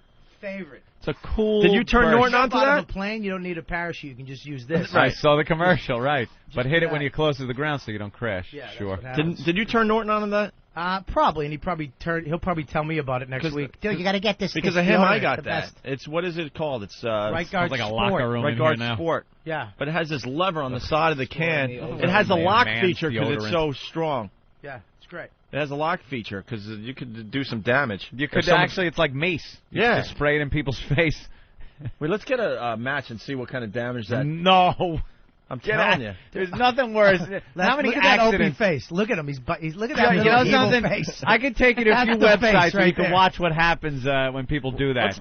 Look at Ben comes running in panicking. There's some asshole in the woods. Why don't we just have a little experiment? Look at What's that's wrong with the you guys? face right there. What's wrong? That's the face. Yeah. That's the same Face that face gets you us had when fired. you were teasing Bernie Getz. Right. Oh, I forgot that Bill was here for that famous day. Yeah, let's break Bernie's CD. We talk I about just got that so day into- all the time, man. I got so into just picking on somebody, I really forgot who it was. Yeah. Yeah. I was yelling out, "Stand up for your rights, Bernie! No, You don't Bernie. have to take for that." Yeah, Bill and I'm was. like, yeah. I forgot because I thought I saw my death. I'm sorry, Bill. Shoot him, Bernie. My mind went Dude, blank. you were dying laughing like it was a little brother Inside, though, I was trying to get his ball back. Dude, inside I was freaked. Have you seen the video, security camera footage of that yet? It's really creepy looking. It's really creepy. Black and white security, from it's a always corner. creepy Yeah, it's looking. always creepy. It could be anything. On a security camera. Him it's eating just his pretty yogurt. good. He's just Yeah. like, Oh man, that's ominous looking. Yeah. Well, I bet something bad's gonna happen. Like it'd be the most boring nothing. The guy behind the deli counter where no robbery ever happens, but you watch going, yeah, I bet some guy's gonna come in with a gun and shoot this guy. And there's nothing. He's making a sandwich. We've talked about this a lot, but what really scared me, what was happening in the studio, I was laughing my ass off. It was funny, and I knew what was Bernie really going to do to any of us, right? But then when he... No, in studio. He shot 4 people, But shot another guy who was just laying there dying. Hold on, that's the point I'm going to make, because obviously he had nothing on him. It's when he darted out of the studio and ran for a bag that he brought with him, I'm like, that's when I was praying Master Poe wasn't, praying that Master Poe was on his game that day. That he checked him for weapons, because I'm like, oh my God. Dude, you don't think a guy that shot 4 people in a subway would just bust a CD case and stick the shard in your throat? Like in a second? He doesn't need a gun. The guy's a madman. When he ran out of the studio, that's when I panicked, like, oh God, did Master I Poe was do his watching job like today? it was a show. Yeah. So I'm going to his bag, and I was like, wow. Is he coming back in here? Is he packing up to leave? I was that white guy in all those awful Def Jam bits. If he was a black motherfucker, he would have ran out the room. White people just sit around going, gee, what's he going in his bag? I was doing exactly that. Well, I wonder what he's doing in my white man voice. And why did he run? Black people be run out the joint. We ever find out why he ran to his bag? Because when black people run, we run the fuck out that motherfucker. Why in a horror movie the white family always stay in the house? Black people say, get out the house. We be run out the house and shit. Look behind you, bitch! Behind you, motherfucker! He's right behind you! Here's the footage from the security cam. Look. Oh, yeah. Doesn't it look evil? I know this is radio, but here's me getting ready to smash his CD. He has no idea. He's just sitting there all happy. It's all jumpy. Yeah, that's it's all time-lapse looking. There's me smashing his CD. Jesus. And I roll. Laughing. I'm laughing my balls off. Bernie's saying, you motherfucker. He gets up. Here he comes. Now, Eric. Opie's actually throwing Eric. You did do that. I threw Eric in the way. Like throwing Eric in between and look, him now and Bernie. I have my hand holding Eric's back, pushing him into Bernie. Your hand went up, which would have actually had a bullet hole in it. You grabbed the microphone to make sure this got on the air. Though. Defensive wounds. Oh, because that's when he jumped up. Look, now he's like pointing at me from above the screens. He's Give like, me my motherfucking CD. And then he just resigns himself to the fact that he's not getting it back and says, fuck you, I'm leaving. And there's Master Poe coming in studio. Oh, and Anthony was going, it's getting hot in here. That's the code word to get Master Poe in here to kick a little ass. All right. And there's Bernie. We calmed him down a little, but then he just goes, yeah, you guys, fuck you, and leaves. This is a cool day. You guys have given us two of the greatest moments on the XM show. The whole Bob Kelly breaking his knee, and of course Bill was here for the Bernie Getz segment. And we've tried to get in touch with Bernie again, and a couple of months ago, I guess, he was saying, yeah, he'll do the show, but now he says no, he's not doing it. Ben? No, I keep correspondence with him, don't you? Won't even do a phone or anything. Won't do anything with our show anymore. He's worried about us and his mayoral campaign. Because that's what he's got to worry about. This is the thing. If he suddenly agrees to do the show, don't bring him in because that means he's plotting. He's gonna he's plotting. He's bringing something like a gun. But getting back to my question, what was he going for in that bag? No one ever found out. You think he maybe had a weapon? Usually when he's clarity, he had a flashback. Yeah, that's what I'm thinking. Like, he usually has a weapon, but, obviously he couldn't bring a weapon to a radio station. And ran to that bag and went, darn it. Don't have it. Don't have it with me. I'll bring it next time. All right, I was unreal. He undid like 8 years of therapy for that guy. Oh, yeah. Instantly. Because then the next time I was here, they made some porn star cry. I was like literally at home going, dude, I don't know about Did you this say? stuff. Did you say they? I always go in. Wait a minute. Did you say they? Yes. No, it's Opie. Yeah, I know. It's not. No, it wasn't. It was Actually, Anthony. that time I was bad cop that day. when I watched you throw the poker chips, that's when that chick's how face, bad is that? That's when I went, dude. Who are the people I'm friends with? No, dude. Honestly, the poker chip incident was probably the hardest I've ever laughed in my life. Jim Norton will say the same thing, and Anthony. We all were laughing so hard, none of us could talk. None of us could talk for, I don't want to exaggerate, about a minute. It was really, us laughing in the background. This girl came in to bring us presents. She was from Pennsylvania or something. Maine. She traveled all this distance to bring us the lesbian couch, and she brought us other trinkets. They were little gifts that she apparently picked up because she had some kind of a like flea market booth or something, a yard sale, made them. And they're like these little things that you would find at a garage sale. So she brought me buttons and shit. She had heard, and each thing I think was supposed to, mean something. Because I was talking about poker. So she brought these poker chips, but they were the worst poker chips and a little holder the poker chips you got when you were. Oh, we have them, don't we? Somewhere. They're the poker chips you got when you were like 12. It was like you saw your dad playing poker in the '60s with the relatives with him. They had them on the mod set. Yeah, just in the background. It was awful. Look at this. Look at the ones the Odd Couple used. Like a Lucy's hat box that she brings back from the department store. Those are the famous poker chips. We can get a lot of money for those on eBay. Look how old it is. There's got to be 500 here, and it's solid oak. Yeah, it's oak. Yeah, this was on some racist coffee table in like the 40s. Yeah, the 40s. With an Aunt Jemima statue next to it. And so Anthony got some sort of animal's head up on the wall. Yeah, big moose head up on the wall.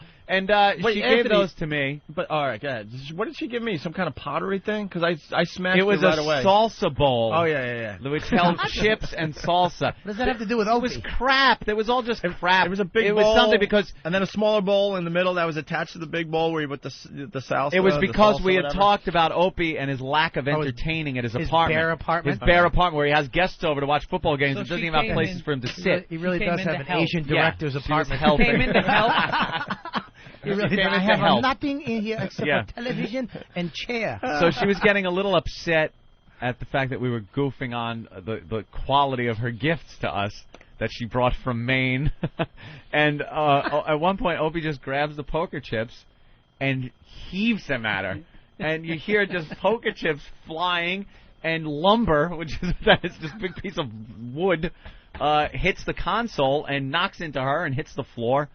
And you threw the whole thing? The whole thing. Dude, her reaction. She's devastated. She ran out of the studio crying. She tried to hold it together for a second, like take the joke, and then it just her emotional defense broke. We had to get her on the phone. I know. I always leave I can't believe I was a part of that. He's disgusted. Like that. We did that St. Patrick's Day, and everyone was going up telling those the bad racist jokes. I was just like, literally again, just going home. Like, don't you go home and go like, I shouldn't be around those people. I like two of them that. They seem like nice guys, but it really does. Three-quarters of the way into my stay, that's what happens. I'm thinking, okay, this is going to be a good show. You know something? They're going to start doing the weather in a couple of minutes. 78 degrees out, and then all of a sudden they have some black chick in a hell boot. breaks loose. Yeah, someone ends up crying. Well, Anthony, today in the news. I feel the same way though. I go home sometimes going, what is my job? What is my job to make girls cry? Wait, getting back. It was just mean. You were mean. Hold on, he made the porn star cry. I don't even remember what that was about. Because anytime you brought up if she had been drinking, it was a major issue with her. Oh, her. Okay. Anthony, being an intelligent guy, sees that. Right. And immediately just keeps going. Every time there was he brought two girls. It up. Yeah. There was two. And one kept consoling. You kept psychologically playing the one. Well, let me tell you how I rationalize it so I can sleep at night. She started it. Gorgeous, by the way. She was beautiful. She came in. She was obviously drunk. She made a 10 feel like she was a 3. Really? Yeah, she was ridiculous. You made her cry? She was so ridiculous hot. And she's in with some other, slob. Mary Carey. Who was coming back to the program. Totally was selling her out. She's the one I didn't like. Yeah, she was selling her buddy out, too. She was. This chick. Look how hot this girl is. Yeah. And this picture with her. That isn't a good picture. That's not even a good No, picture. why it's not a good picture? Let me explain that. She's not holding up a WoW sticker, for RateMyWow.com, another website. Oh, right, that she she's runs. crying. She's already crying, and we're still trying to get her to look hot And for Mary the was pictures. saying, smile, just smile. And she went from crying to that smile back to crying again after the flash. Psychotic. She was really kooky.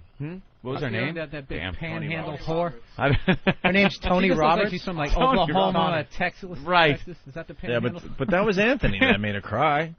No, she was obviously intoxicated, and I brought it up. I went, what about the drunk one? Because I don't know their names. So it was, the slut and the drunk one. And she looked at me. She looked at me all pissed off, and I was like, well, you've obviously been drinking.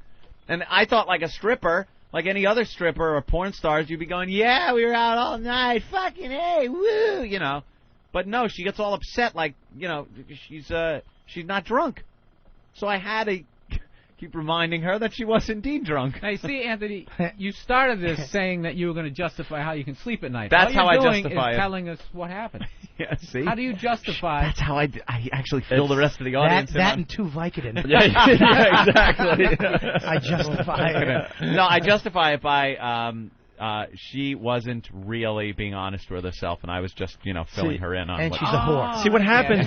And she's a so whore. she's so hot, and I'll never have sex with her, and she must pay for that. See what happens? See, there you go. See what happens? Never get mad at honesty. What happens though is when you're in this studio, this all seems to make sense. It really does. Right. You're trying to entertain. You don't give a fuck about people's feelings and stuff, and you just try and do good radio. It's when you hit the street right after the show. Somebody holds the door for you. Hey. Thanks. Yeah, and you realize, wait, you're actually the sun The hits sun you. hits you. There's normal people walking down the A sidewalk. bird lands on your shoulder. They would never, that would And never, dies. that would never listen to this program, and that's when you start feeling, oh, I got to go home and take a shower. You can man. almost relate to those serial killers that carry on a normal life and a regular daytime job. Because when they're sitting at their desk, they're probably thinking, oh, she was really screaming when I was sawing her head off. I'm glad I got that. I kind of feel bad about that now. I But need they to go do back something at nice. night, pick up another whore, and gut her. That's right. I need to do something Yeah. nice. Anybody want something from the canteen truck? Coffee or something? Hey, you want a sandwich? It's on me. It's on me. I should have cleaned her fingernails better. I don't think they were clean enough. You got to do something to make up for it. Oh God! You're right, though. It's just a really bad job we But have. at least you're not. Like At a least you're not child. bringing girls in here and just let's see those tits and just looking at their tits and having those are nice tits. What do you think?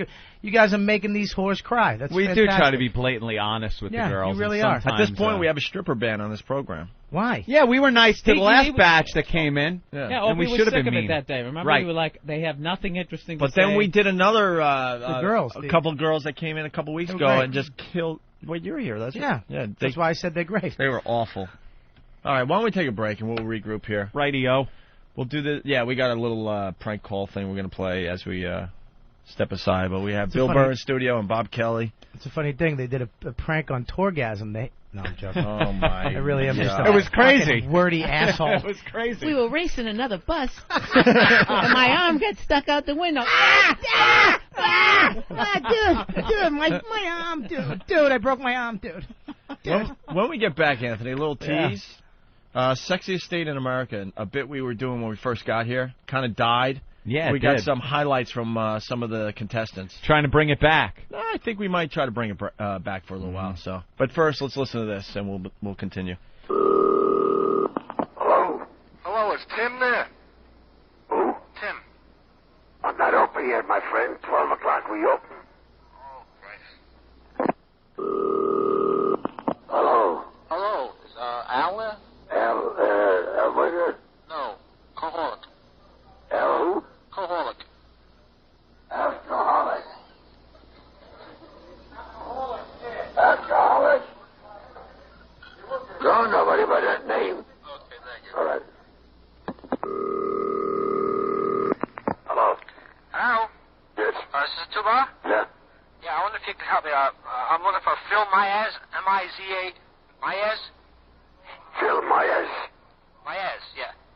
Phil Myers? Phil Myers? Nobody by that name. You're not there? No. Okay, thank you.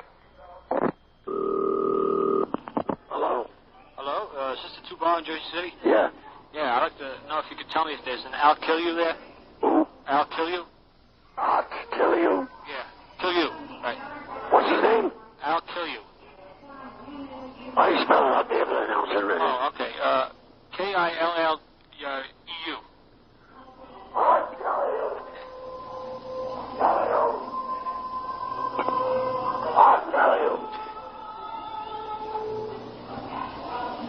No, nobody by that name. Oh, listen, you know, I'm from Clifton. I'm not from Jersey City. I'm supposed to meet a few guys there, you know. Could you call, how about Stanley Payne? Is Stanley Payne there, you know? Stanley Kramer? Stanley who? Stanley Payne. Hello? Stanley Payne. What are you trying to kid me now? No. What's the matter with you? You want to kid me around here? Let's see you fucking bum. You want to kid me, you motherfucker? I'll come down and kick your fucking mouth open. Listen, why don't you go out and fuck your mother? I'll fuck your mother, you stupid son of a... Why don't you come down here and have a little Nazi and come down and tell me that? I'll come down face to face. I'll break your fucking head open. I'll give you $100 to buy it. $100? You don't even get no $100. Well, listen, you fucking motherfucker. Come over here. You'll be here when I get Come over here. I'll show you my age, what I'll do to you. Yeah. I'll cut your fucking balls out. You motherfucker, you're a scumbag. Like sands through the hourglass, so is the Owen virus. Wow. You rule, Bernie. Bernie. No, you too. This one, right? Yes, this, Oh, what are you motherfucker? Tony, okay, you're asking for trouble. Tony. Oh, he's coming over. Oh, Bernie, sit down. Sit down. Oh, my God. Wait. He's really mad. You pissed off Bernie. All right, get over there. Get over there. It's getting hot in here. It's getting hot in here. It's getting real hot in Bernie, here. you don't have to take that. You don't have to take that, Bernie. All right, sit down. Stand up for your rights, Bernie. Sit down, Bernie. Sit down. It's okay. It's okay, Poe. Sit Oh, down. it's okay. It's okay. Oh, it's okay. Oh, it's okay. Oh, it's okay. All right, have Bernie sit down. Take a Let's seat. Let's all Everything's calm fine. down. Yeah. Hand over that fucking CD. Oh, you gotta have another. You lunatic. All right, Bernie. Oh, he's fine, Poe. Oh, he's fine. You tell him to relax. Tell him. Yeah, everyone just relax. Everybody relax. All he did was take the CD out. Yeah, fuck you. Keep your CD. I won't be here again. Bernie! Bernie's leaving! Oh, man. All right, he's walking out. Wow, man. Holy shit. Wow. That was Dude, legendary. That was the rage. That was what happened on that train. Oh, my God. I'm not even kidding. If that was what happened on that train, we saw it. He was out of his mind. Hey, you know what's odd? We were talking about Rain Man, and when you were watching Rain Man, remember, it was kind of like you look at Dustin Hoffman and go, not too bad. He's a little kooky and stuff, but he seems nice and sweet. And then that time he lost it at the airport. Oh, yeah. Just like, just lost his mind. That's what we saw. That snap. That was right now. You just threw his CD. It was like a Pop-Tart in a toaster and a little smoke filling up, and he couldn't handle it. Right. No, Imagine but that, you didn't see it coming. Like, no, it was just... it came out of nowhere. He just Fuck you. Keep your CD. Yeah, keep your CD. Fuck you. And take this with you. You have another. Keep your CD. Wow. Wow. Yeah. Opie and Anthony, the virus is spreading.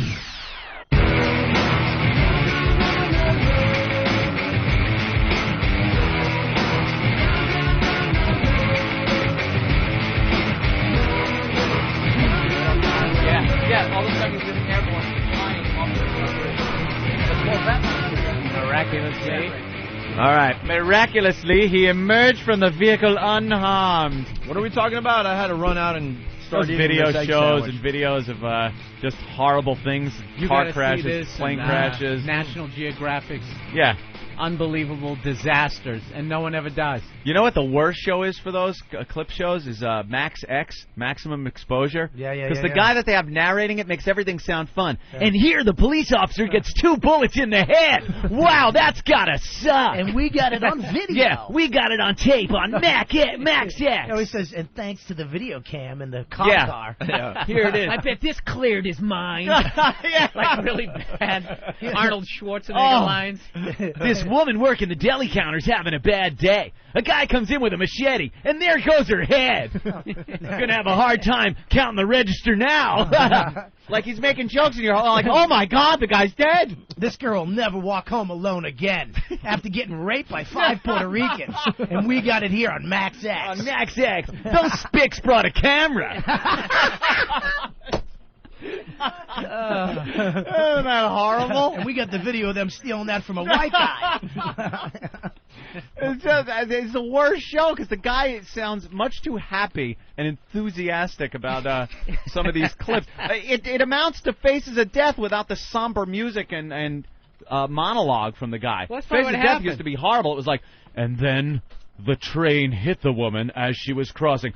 Dana, Dana, you know the music and everything. The guy's voice was so fast creepy. Forward now. Uh-oh, look out, here comes the 515. He's all happy about it. Like wow, yeah, that train caught her. Yeah. Hey, last time she'll check her email before work. Last train to Deadsville. Hey, look out. Wow. Choo-choo. Yeah, much That's too why happy. we have when they pitched it. They're like, it's too dark. Can you inject a can little you energy? happy it up a little bit? They Can you just make kept, that death they happy? just kept the same copy and just had him say it happier. Threw in a couple of awful jokes. Limbs were falling from the sky when the planes collided. Here's a leg in the backyard. No thanks. I'll have a wing. Plane crash. What are you fucking... You're insane. This is what happens when you hang out with a local Arubans. Oh, no. Jesus. Yeah, is she dead or not? Who knows now? One guy confesses.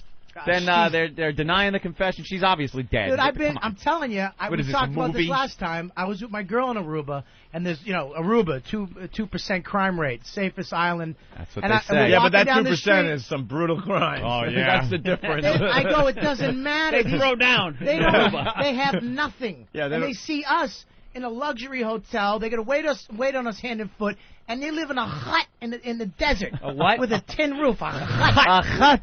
That's a Jewish hut. Is there desert in Aruba? If I was a rich man. La la la la la la. Yeah. It's a desert. There's a desert in Aruba? We flew over on a helicopter, and we're flying. And my girlfriend's was this like, an activity? Is that where the natives live? It's part of the tour guide. They don't have spears, you ass. Yeah, today we're going to be snorkeling. Why don't you just call them with sharks? Just call them the N-word. Machete. He bit my fucking leg, dude. He bit my fucking leg, dude. Dad.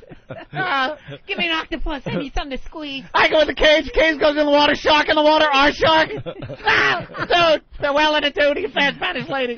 You need a bigger boat. You need a bigger boat. Why don't you try shoveling this shit out? So Aruba, the huts, the natives, the people that rent the jet skis and the parrots. Right. Those friggin' psycho terrorists, and they're just staring your girlfriend down. Oh yeah. And they're raping her in front of you. Just nonverbal. They're just staring at her. You're signing the thing, trying to get the money off. Jet skis. Yeah, you can get one for free. You show me your tit. What'd you say? Nothing. I said nothing. You get one for free. We work for tips. Oh, they're the worst. Dominican Republic, same way. Resorts are gorgeous. The rest of the country, unbelievable. I wouldn't go to Dominican Republic poverty. for a vacation. They get you on the bus and they drive like 90 miles an hour trying to blow by the it's like poverty. the gauntlet. It's like chickens. It's like chickens and shit running across the street. That is bad when you have to leave people with the like compound. polio, and then they just get you fucking right into this beautiful resort. Like early 1900 diseases. Oh yeah. It's like a plague. They're throwing dead babies at the bus. Dude, you nailed it. You nailed it, because when I was just in the Bahamas, you fly in.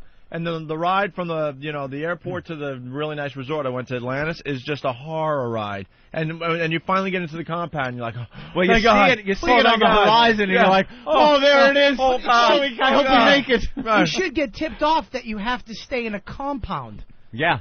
I mean, it's even in Jamaica, you can't leave the compound. No. Well, but we You get talked about killed. this on the air, too. Like, when I was in the Bahamas, you get these dumb drunk girls because they had their coconut drinks, decide to take that walk down the beach. Yeah. And you don't even know the girls. You're like, oh, for the love of God, will you turn around? What are you doing? Yeah, now you're not on the hotel property anymore. And you hear them like, let's go find some pot. Well, All giggly girls, and you're like, oh, my God. The chick in Aruba went with 3 guys, got in the car, they went to some lighthouse. Yeah.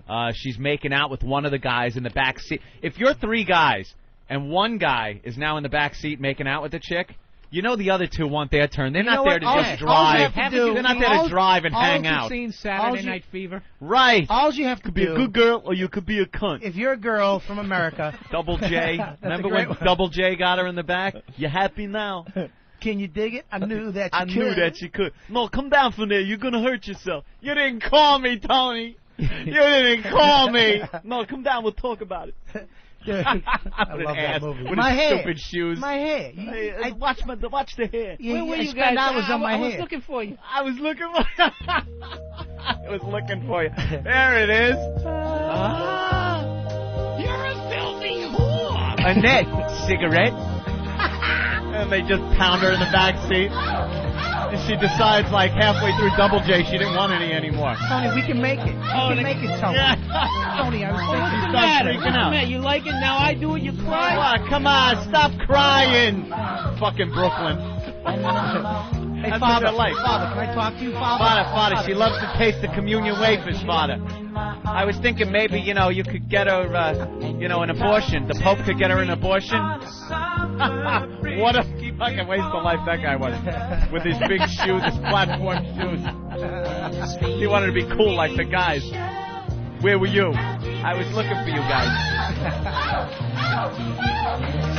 Are you a good girl or you a cunt?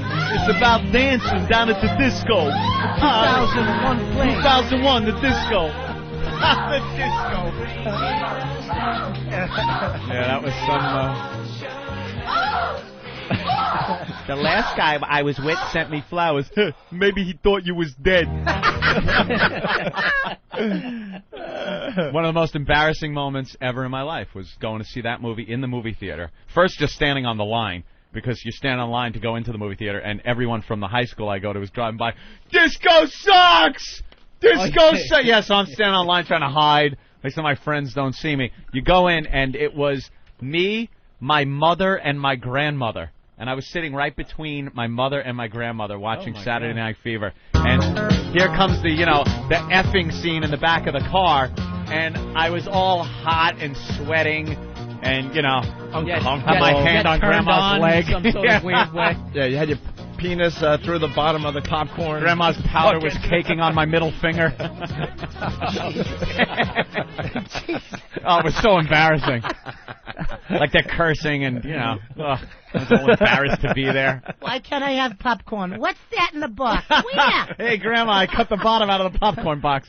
What is that? You Do like they it. give hot dogs with the popcorn now? This guy went to, just to move backwards a little bit, to a Dominican whorehouse. Are you insane? What's your name, bro? Frank. All right, what happened to you? Well, I went on a trip there, and we were at this place, and the waiters, we were thinking we'll go to a strip bar, and the waiter's like, oh, I'll take you to a private club. So he goes, we're all getting off in a little bit. So we all pile into this van, and they take us through like this, like you guys Third are saying. world country. Yeah. Why would you The do windows this? were taped up. You know what? They have these drinks there. You drink it after a while. You'll go anywhere and do anything. So basically, One jumps on your hood and rips off your windshield wiper. It was crazy, Like Lion Country Safari. Got a chicken foot in his... A chicken foot.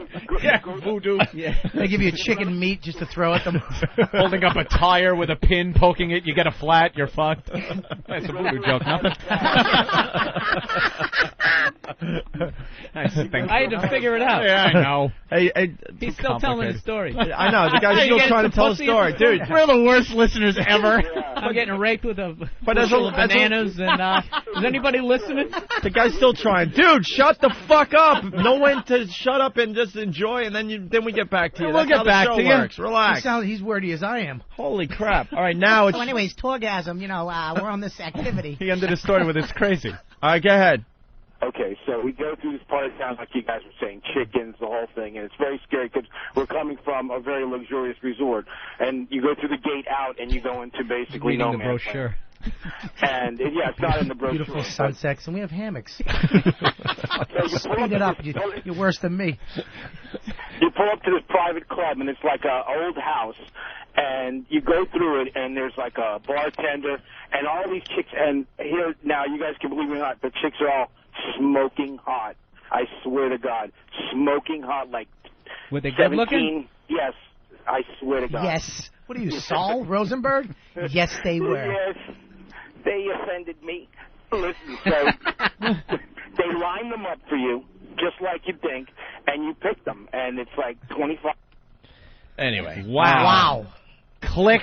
Wow, I know what I sound Click. like. That's exactly what he does to you. Oh, my God. Click. Well, I'd hang up. I'm going to hang up on myself. That was I'm going to. You got right to the part that maybe would have been interesting. Right. And then hung up on him. Hot. And they line them up. Well, this click, guy, click. Well, this guy went to a whorehouse in Mexico. Let's see if this guy has better luck. Michael, go ahead. All right. So this is the thing. I love the terracotta tile they had on the floor. Right. And the terracotta. I just turned the radio down. I wish I heard finish that guy. So anyway, I go to a whorehouse down in Mexico. Jesus Christ. Yeah. I went to Brazil. There you go. There we go. I went to Brazil. They have these need- places you go in. There's a ton of chicks. You tap them on the shoulder. You go upstairs and you can fuck them in the ass for 30 pesos or whatever the fuck their shitty money is. Cheap. And then you go back Worthless downstairs. cash. You What have, is that, you have- American? you have dark meat chicken. There's no white meat. It's just dark meat with grizzle for like $1. It's actually good. But where does the white meat go? I don't know. You figure it's a chicken. Toss here in America. We're not buying Brazilian chicken. The local chicken, the white meat has to stay in the area. It goes to the white people. It's not just a winged leg thing walking around. I want to tell you, the white meat goes to America, the dark meat goes to our horse. Our horse. Our horse. Our horse. They export the good shit to us. Who are you kidding? I'm telling you, dude, this Chicken is face. what happened. And I was with my girl in Aruba. She goes, this guy told me about this island. They have a party.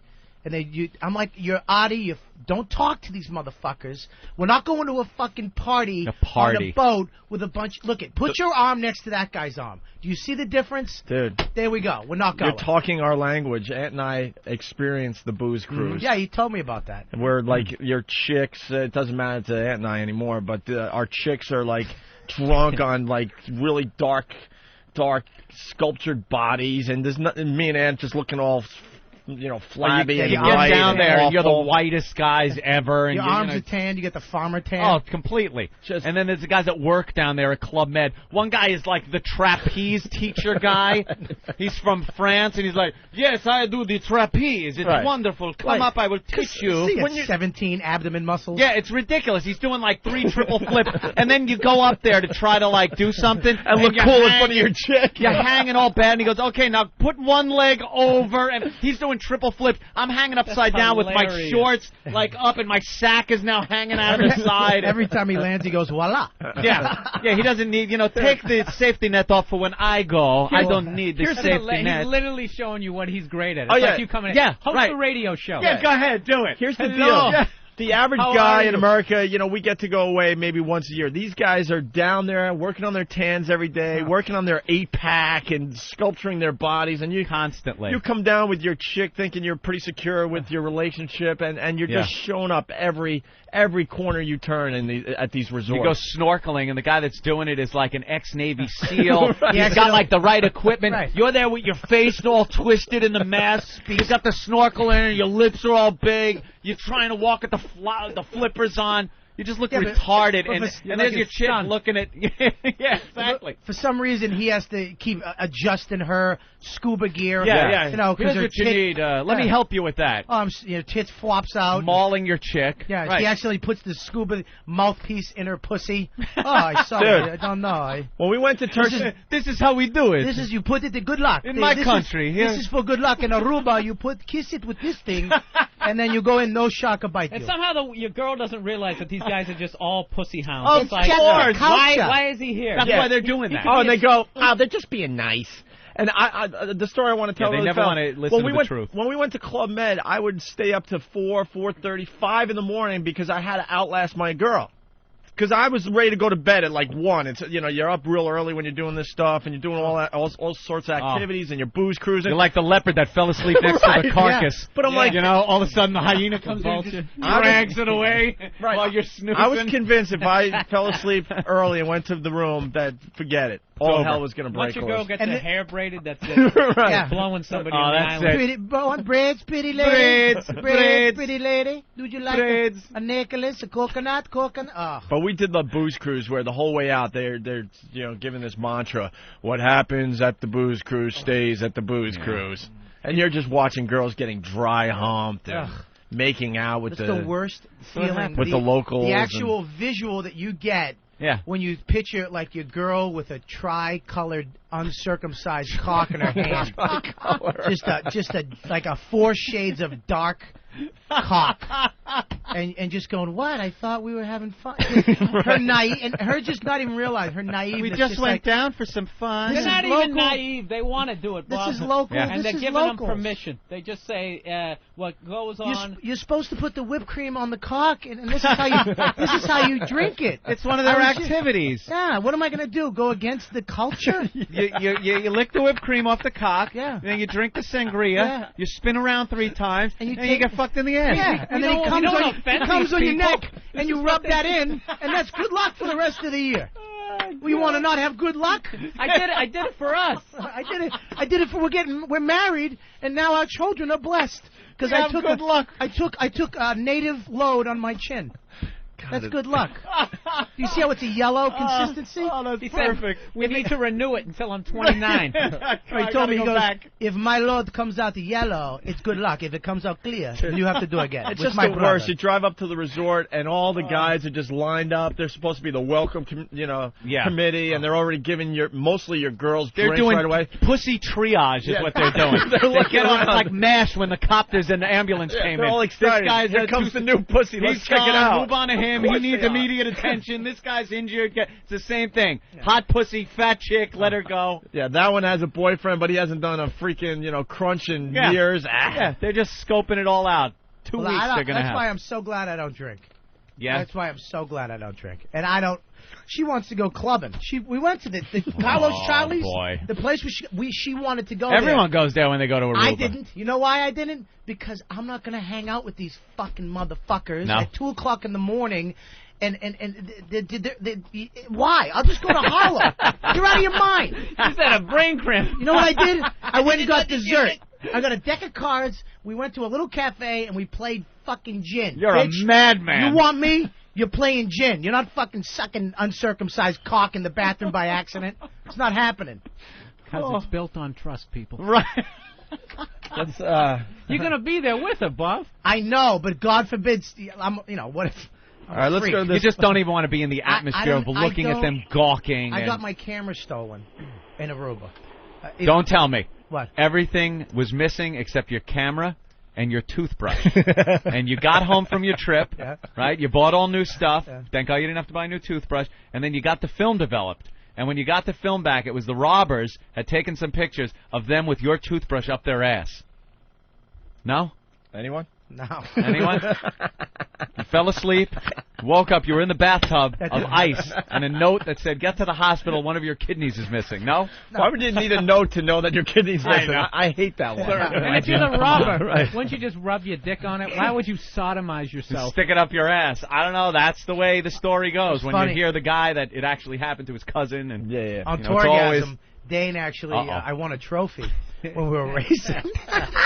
There were trophies for your activities? I won a trophy, and he stuck it in his asshole. And when I came on the bus, I grabbed it, and I was kissing it. How big a trophy? What? I was just kidding. All right, listen, let's go to... How big a trophy was it? Let's go to this guy on Long Island. Let's go to this guy. Go ahead, guy. One year I was up in the Catskills, even locally in America. I was up in the Catskills, and one of the guys who worked at the resort, he's showering in a semi-outside shower. and he's all foamed and lathered up, and he goes to my girlfriend, would you like to help me wash? And my girlfriend, of course, like disappeared into the shower. Yeah, man, that's what happens. For the rest of the week, it was. What? It was just like She went in, and you were still with her. Yeah, we were walking down the path, and he stuck his head, like, outside of the shower. It was like... I want to fuck... What did you grab her by the hair and choke her out? What do you mean you should have? If you're still with her... I would have grabbed her by the hair, choked her out, and then sucked that guy's cock.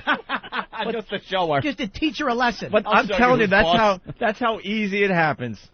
You think you have a great relationship, and it takes some dude lathering up in an outdoor shower. I'll tell you something. When the girls get drunk, it's a whole other story, too. When girls get drunk, we were down at Mardi Gras, and there was a whole, gang, and that's what they were, a gang of these black guys that were just harassing white people that were walking back and forth. We were watching from the balcony. There were black guys? Yeah. There were a gang of them? A gang, and they were harassing white people walking by. They would leave the black people alone. But the white people would walk by, couples, they would start harassing them, actually smacking the hats off of the white guys' heads. So this one guy and his chick are walking, and we're just watching it happen, and there's nothing you can do about it. You see him coming down the sidewalk, and you go, oh, these two are fucked. Oh, they are screwed. A loving couple at Mardi Gras. You can't yell because it's so loud, you can't get your point across to these people. And we saw the chick is so drunk, so they smack the hat off the guy's head. The guy turns around like, what the fuck are you doing? Lets go of his chick. His chick is so drunk, she staggers. One of the guys grabs her by the waist, pulls her kind of against the wall, and starts making out with her. She puts her arms around the guy and starts kissing him because she's so fucked up. She has no idea where she is, who she's with, what she's doing. She's making out with the guy. If you turned around and saw your girl making out with... Oh, my God. Oh, my God. What do you do? You know what you do? You grab her by the hair and then you I could have you shot for this. You suck that guy's cock off. Why do you keep going back to sucking the guy's cock? And then he's got to say, I'm kidding. The one time we gave it to you the first time. Like, all right, well, we all laughed uncomfortably, but you keep going back to that. I'm on man. Vicodin. I'm just something's happening. We all search for a punchline. Right. Yeah. You just got to throw some, suck a cock. Right. Second time, now it's kind of a fetish. Right. It's kind of a fetish, Bob. What are you going to do, Bill? I have a fucking fetish. All right, let's go to Glenn on Long Island. Glenn. Hey, how you doing, guys? Pretty good. What's up? I was vacationing in Newark. I went to Jamaica, and I had a great friggin' time, man. Trying to call back to the Catskills. Yeah. I paid this guy $30 to take me up and see the plantation where they grow the weed. It was great. We had a bonfire up there. We were snorting friggin' weed right off of the, right out of the fire. Just throwing the buds on. That's what you want to do. Go to a Jamaican pot plantation where you'd probably end up as fertilizer. You're not supposed to leave the hotel in Jamaica. Shit on the ride up, man. I tell you, we were driving through, and all of a sudden we hit paved road. He's like, "Yeah, man, this is where we land the planes." We hit a little further up. There were 2 telephone poles. This is where the police put the poles to chop the wings off the plane. Are you still there? Yeah, I'm here. Yeah, it sounds like he's still.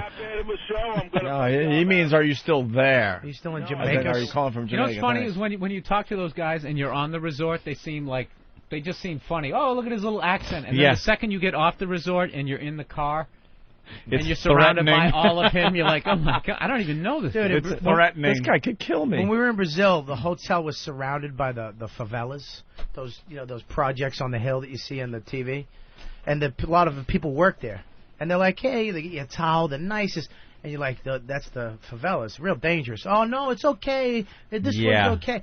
And then as soon as you see them like down at the cafe and stuff at night, or the disco.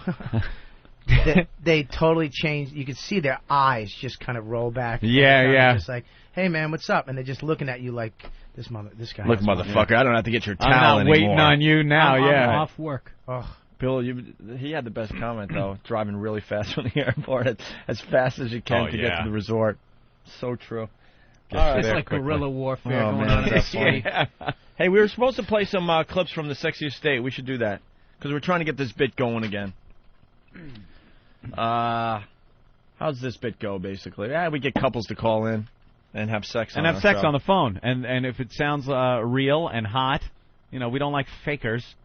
They will represent their state and be, if they're good enough, they will be proclaimed the sexiest state in America. Yeah, for example, this is Allie from California. She was trying out to become the... Was she alone? We don't really care about the guy's name. Oh, okay. It's a guy show, more or less. Sorry, ladies. It's Allie and some dude that was railing her. You're a bitch. Fuck it. Sketchy. Yeah. I thought they were done, no? Oh, fuck you. Yeah, you like that? Here you go.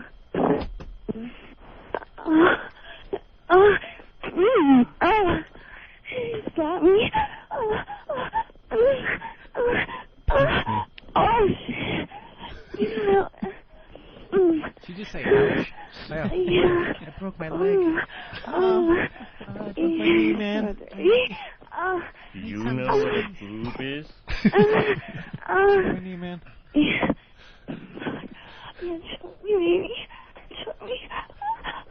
What? There you go. A little taste of Allie's performance. Not Ooh. bad, right? I'd like to knock her off and suck the guy's cock. Right? Right, Bob? Come on, Bob. Me and you. Me and you. Two men being Two guys paying each other up. Yeah, be a man, suck that guy. Yeah, if you do it with another guy, it's not gay. Hey! It's a project. It's an experiment. It's a Torgasm project. Right, Flux capacitor. We got another example of sexiest state. This is Stephanie in PA, Pennsylvania. I remember this one was really, really hot. Oh, right there. Right there. Right there. Oh. Oh. Oh. Oh. Oh. Oh. Yeah. You're the pounding. Smack her in the head with that phone.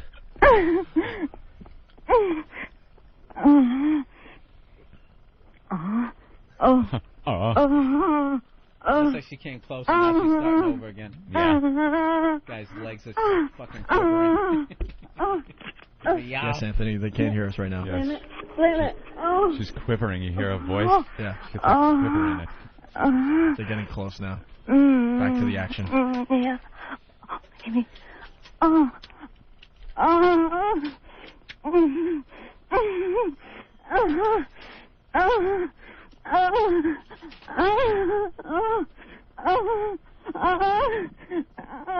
Put it in her ass. That's what the problem is. And there you have it, Stephanie from Pennsylvania. That was very good. Yeah. Not that I understand what it is on TV now. Thank you. Wait, what happened?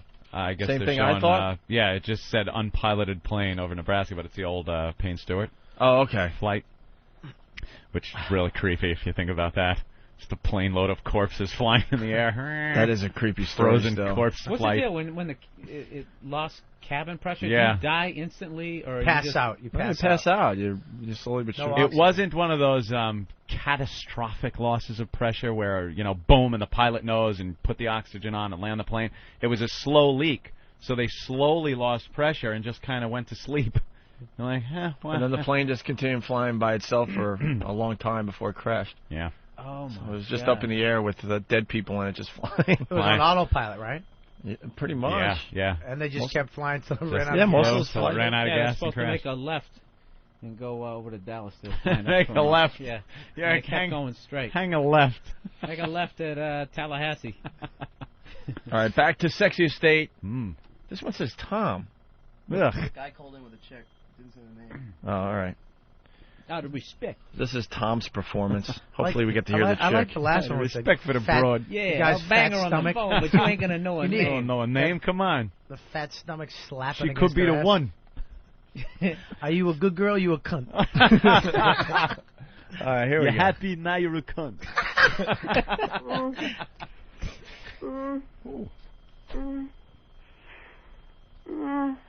Hold my hand. Come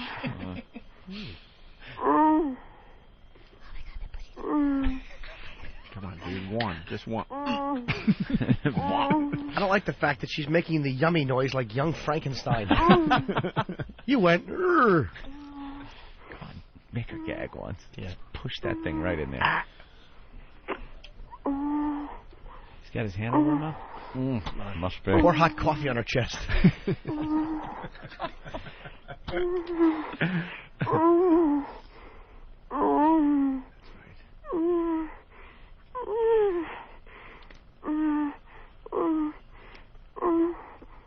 Shout that cat. Welcome to Aruba.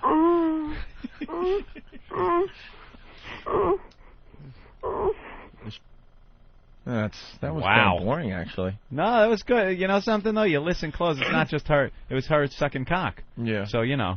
Oh, that's what it was. That's not boring. You listen. You hear some like. Yeah, you want a That's little slop. That's why she was doing that. You want a little oatmeal action, though. You want a little, Oatmeal. a little slopping around and smacking. spit on the top of it like a smacking noises. I hate that in the pornos, man. You don't like when they? I don't like that when they. I like, love that. They there's got to be spit like on the it. string of saliva. Yeah. She's like 12 feet away from the cock. I love and that. Still that Can't you just let the saliva fall out of your mouth or something? Or you gotta spit on it. No, like spitting is like. It's like a fight. Like you're going into battle. You gotta slap it with a little white glove. I battled you to a duel. Look at the evil look that just came on your face. That's hilarious. I spit on your penis. I spit on your cock. It is no good American cock. Circumcised. That's the evil laugh. You should have snuffleupagus trunk like our French people. I want a lint in your cock. All right, one more example of sexy state. This is Ariel from California. Okay.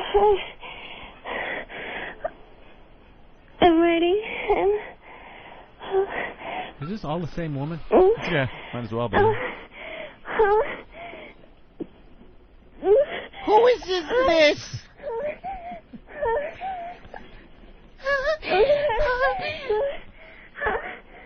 I like the inhale. Stick it in. Where? I like if she moans and she inhales too. Yeah, that's good. Like a harmonica. Yeah. A harmonica.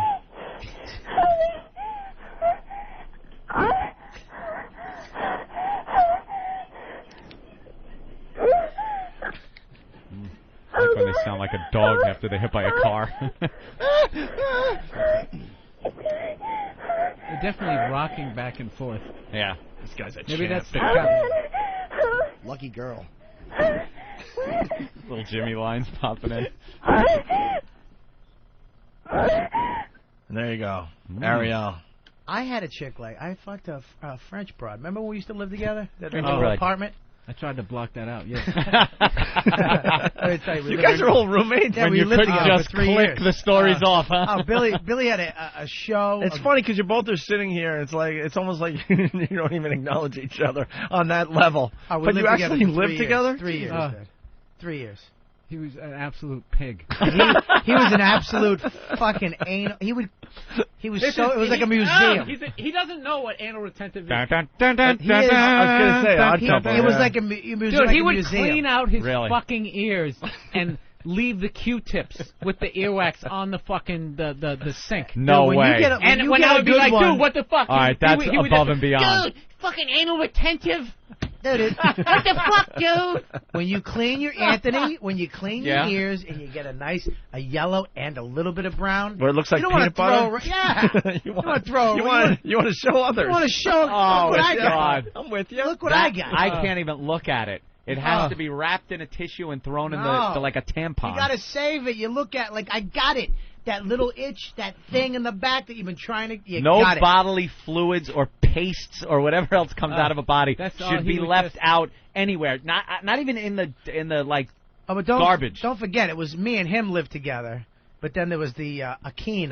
He was a South African Nigerian roommate. He was the guy who owned the apartment. Oh, really? So it you was had me all and the him three. split. Like I slept on the couch when he was It was around. a walk-through bedroom. I had it. I booked a short-lived That was fucking 13 show episodes. out in L.A. So I was kind of bi-coastal. So he came in, and I would think I was going to stay in. Whenever I came back to fucking town, it would be three of us living in this railroad apartment. The There's Nigerian just like a dude, strip, yeah. Yeah, the Nigerian dude, he had the big bedroom, and we had like half a bedroom. Oh, he had a and anytime you were fucking somebody, he would always end up come walking through. I put the curtain up. I wound up putting this curtain and there'd be like that little fucking hole. You'd hear his fucking dunk, dunk, dunk, his loud, shoeless foot walking through this creaky apartment, and then he'd stop, and you'd see him peeking through while you're with some chick. And what are you going to... it was just like Aruba. All right. Bob, what was his accent? It was like English, Nigeria. African, so you really... and he made the dark chicken meat, too. Remember that time he came back to me? He gave me a fucking cow's face? He gave me this thing. Cow's face. I was smart. I'm like, dude, no, I don't want to eat it. Bobby, dude, I'll try it. I get this thing. I go, dude, this mushroom is unbelievable. It had to be 5 feet by 5 feet, this mushroom. He goes, that's not mushroom. It's snail. It was a snail the size of your fist. And I thought it was a mushroom, like a shiitake mushroom. How do you eat something you don't even know what the fuck it is? It gets worse. He brought it from some cookout up in the Bronx. I go, what kind of meat is this? And he goes, brought cow. it down. He said cow. I go, where'd you get the cow? He goes, we in the Bronx. They bought a cow somewhere in the Bronx. You ate this? Oh. I didn't know. I was trying to be cultured. I didn't want to offend them. Cow in the Bronx. I am so gun-shy of food. I have to know exactly what it is, where it came from. I thought it was a mushroom. I didn't know it was a snail How from could you Africa. think something else? It was a giant Muzuku tribe mushroom. Yeah, but he didn't name it's not a rump roast. Yeah. You know what I'm saying? It's not a yeah. What is it? Cow. Cow. What part? They don't care what it's part like it is. Forehead. It's like anything. Forehead. It's like real thin. I guess that's where they get the roast beef from. This is the forehead. One slice at a time. What meat would be... That's great. Cow. Because they don't care what part it is. We're all picky over here in America. I want the shank. I need a filet mignon cut from... cow. We don't never care. knew what he was talking about. All we knew was he was into hockey. He coming in the Rangers. He'd start laughing and we'd laugh. We'd go, we'd be like, dude, that's fucking And he walks up. No clue. No idea what he was saying. Stared at each other. All right, listen, let's take a break. When we get back, we should do some news finally. All right. A lot happened since Friday. I got to send one of the interns out, one of the new interns. You want to do that before break? It's a mission. All right, let's do that before break. We got to talk about the Puerto Rican Day Parade after the break. We got some audio from that. Also, Anthony, just a tease. Yes. We'll get into all the local news and the national news after this break. But here's a tease coming up after the break. Breast is still best, even if it's dad's. The story of the day. All right, but first. Yeah. One of our young go-getters in the studio. Young go-getter. His name is Sam. This is young Sam. Yeah, all 115 pounds of him. Jesus Christ, he really is a little thin boy. Yeah.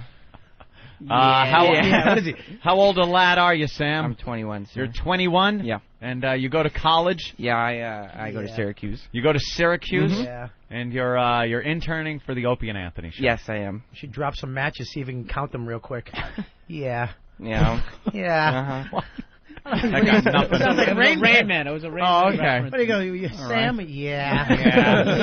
Yeah. I go to Syracuse. Yeah. Yeah, my name's Sam. Yeah. Looking forward to a radio career, I gather? Yes. Yeah. There you Oh, go. very That's good. better. Yes. All right, and this is where it starts. This is like so. the road to radio starts with an internship at a radio show. Mm-hmm. And here it is. And do you know what type of radio-related stuff you'll be doing around here? Around the Opie and Anthony show? Well, involved with this program. I know the duties include going to stores to get video games. Exactly. Uh-huh. That will be the first mission to teach you about radio. Getting Anthony a video game. Isn't that ridiculous? I'm looking forward to it. Why would you possibly... What could you possibly learn about radio by going to CompUSA He's to get got a his video mind game? right, though. Yeah. Looking forward to it, sir. Yes, Looking sir. forward to it, sir? Mm-hmm. Yes, sir. Whatever the mission is, sir. Okay, what I need is a copy of Star Wars Galaxies. Yeah. And it's the total experience package, which means it has all the add-ons in it. But you're giving him Jump this. to light speed. See that? Yeah, but Look they at shouldn't it. give him this. You should No, take that's this okay. away. Even if you Because go he can out just on a walk in and go up recon to the- mission, you at least know what your target Oh, kind of this is looks his like. map? That's his Yeah. map. You gotta go 5 clicks. 5 clicks up 57. Talk to the Puerto Ricans. Now, you know where CompUSA is? No, sir. Oh. I hope somebody would tell me. Nathaniel knows. It's right up 57th. He's You calling head you, sir. west on 57th, and you'll find it. Nathaniel will tell you. He'll brief you. Great. Corporal Nathaniel will brief you. Corporal, he's like, Corporal, I'm higher than that. No, you're not. Nathaniel doesn't call you sir. I know. They lost respect. After a while, Sam will be calling me dickhead. They all start like Sam. I know. With sir and yes, sir, and then it's like, asshole. Thin and cute. Within a week. Oh, God. A full set of hair. Within a week, they don't even listen to us anymore. Shut up. Yeah. I You know. overpaid asses. The first 2 days, they're all sir, Right, and then it sir. just falls apart. And we're just shit again. All right, yeah, it's that one. Why is he staring at me? Keep stealing. You're looking at me. I'm looking back at you. I'm just waiting for you to. Jesus Christ! Now, if they don't have that, there's a problem because one of the salespeople there will probably be able to say, well, we do have the game and the add-on separately, but no, I need that package because you don't get the special speeder unless you have that package. Wow. That's what I need. What the So fuck? I can't buy them individually. No. I need it in the total experience package. What's a special speeder? It's the speeder to my go God. cruising You had to around so ask. I could go on my missions. You had to ask. in luxury and speed.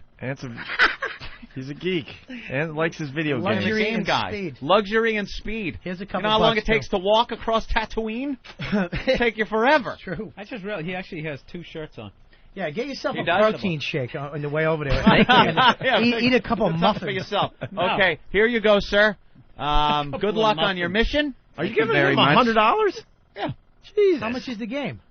What the hell is this, the 40s, Opie? Is that 100? Whoa, geez, $100. Let me see. I've never seen 100. Yeah, I know, but something tells me Opie hasn't seen a couple of those in quite a while. Here you go, Sam. There you What go. are you buying land? Thank you. What the hell? Yeah, The Louisiana Purchase. Louisiana Purchase. There you go. I trust you will be successful in your mission. Absolutely. I don't know what you'll do if CompUSA doesn't have it. You need a fallback plan or something? Maybe Nathaniel can help you out on that. I hope so. I All hope right. so, too. Good luck and Off with Godspeed, you, Sam. Thank Have you. fun. All right, Anthony, as we go to break, Family Guy, the 8 song, we're getting requests for it. We played it earlier, but we'll play it again as we go to break. All right. In studio, Bill Burr and Bob Kelly filling in and doing a great job for Jim Norton. Norton, of course, doing the Tonight Show tonight. Tonight, yeah, he's doing the Tonight Show. And we'll have his performance on the show tomorrow, I do believe. Of course we will. But first, listen to this. You have AIDS. Yes, you have AIDS. I hate to tell you, boy, that you have AIDS. You got the AIDS. You may have caught it when you stuck that filthy needle in here. Or maybe all that unprotected sex put you here. It isn't clear, but what we're certain of is you have AIDS. Yes, you have AIDS. Not HIV, but full-blown AIDS. Be sure that you see that this is not HIV. But full-blown AIDS. Not HIV, but really full-blown AIDS. I'm sorry, I wish it was something less serious. But it's AIDS. You've got the AIDS. Like sands through the hourglass, so is the Owenday virus. Live on the Today Show, there's some genetic disaster. I Oh. don't know why. a poor kid. Are changing the lives of some pretty special kids. Special. It's a place where we celebrate ability, not disability. Come just for the fun. Alicia Danoon is in remission now. She had a brain tumor when she was 3. All right, you know what? I'm turning off the audio. Oh, Jesus. God. I don't even want to be tempted. Why? She's in remission. That's good. I don't even want to be tempted. The cute girl is petting a dolphin down there in Florida. Getting Got a brain tumor. God bless her. Let her be. Look at that little swimsuit on her. Thanks, Mom, for that nice genetic handoff. A brain tumor at 3. Yeah, here you go. Can't be hurtful. Yeah, must have been my smoking, Mom. Where did a 3-year-old get a brain tumor from? From Mom doing dope. Nice smile. Here's a softball in your brainstem, kid. Get headaches until you're 40. She's not sure if she's petting a dolphin or a goat. Take her to a petting zoo, for God's sake. Mommy, why is the goat in water? It's all right, The Puddinhead. dolphin. Puddinhead. Oh, is that horrible, Puddinhead? It'd be funny if you get a little shirt for the kids. I went to the dolphin farm and all I got was this lousy gene pool. I left him at the dolphin. Okay, dear. Be back later. Pick you up later.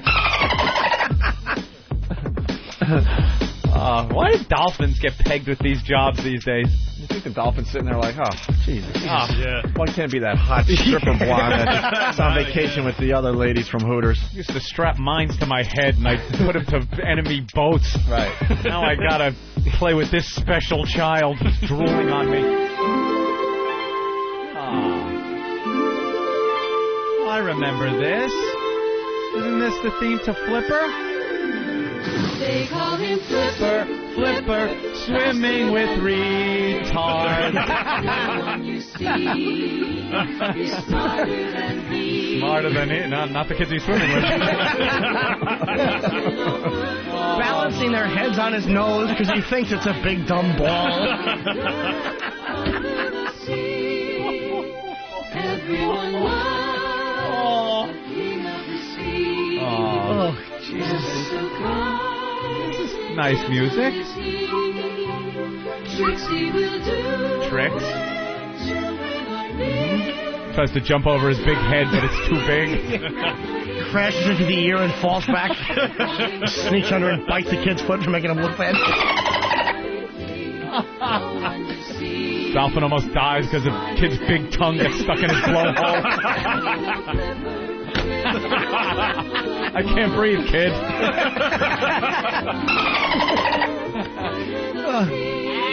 Dolphin! Puppy! Kitten! Yeah, right. Okay. That's why the dolphin's jumping out of the water. He's just saying, get me away from this retard. Opie and Anthony, the virus is spreading.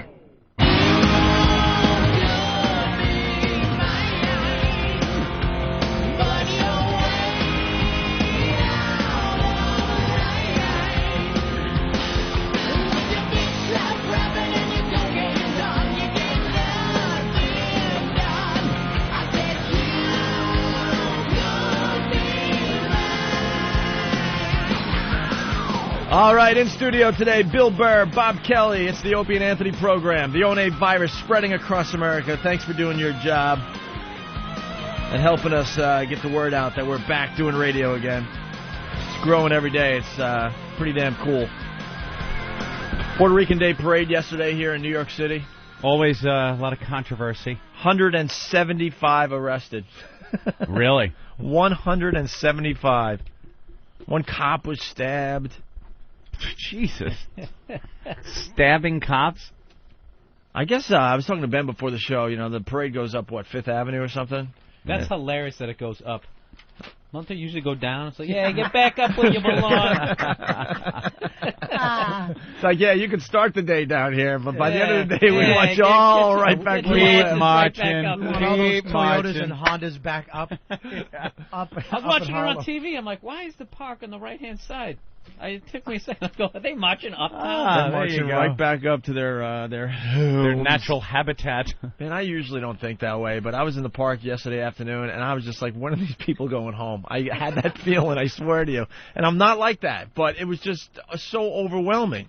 The Puerto Rican Day Parade always brings controversy. This year it was the whole, should the stores board up the fronts of their stores? They've been doing this every year for the Puerto Rican Day Parade because vandalism, people taking pisses in the doorways. Puerto Ricans, more than 10. So that's the only thing we were saying. They travel in crews of like 48, and they all wear the same. And they wear these colors. That's it's right. Just creepy. The Puerto Rican Day flag. Yeah, no, but there's some guys all in yellow. There's some guys all in purple. Yeah, they're called gangs. Dude, as soon as you see a group with the same uniform on, it doesn't matter what it is, there's trouble. Even if it's a bunch of girls in softball uniforms, you know there's trouble to be had. There's going to be trouble. Somebody's getting raped. You just got to stay away from people that are all wearing the same shit. It doesn't matter if it's girls or the Latin Kings. This year, Mike Bloomberg said, well, why don't we stop boarding up the stores?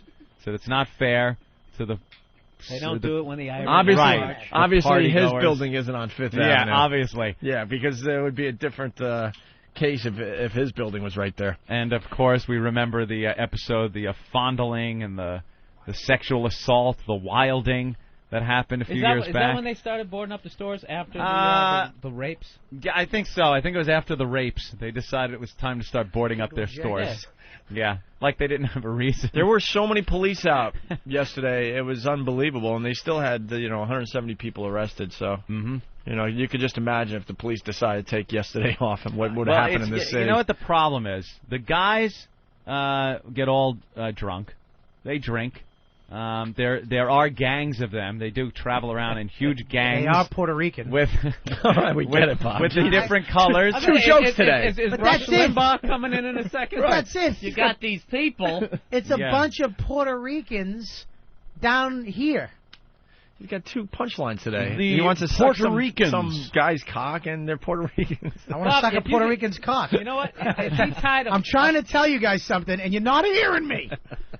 Oh, we're hearing you, dude. Look at Bud. Well, he trims his goatee there like a Latino. Yeah, if he just put one of those flags on his head, you could have been there, Bob. Raping, rob.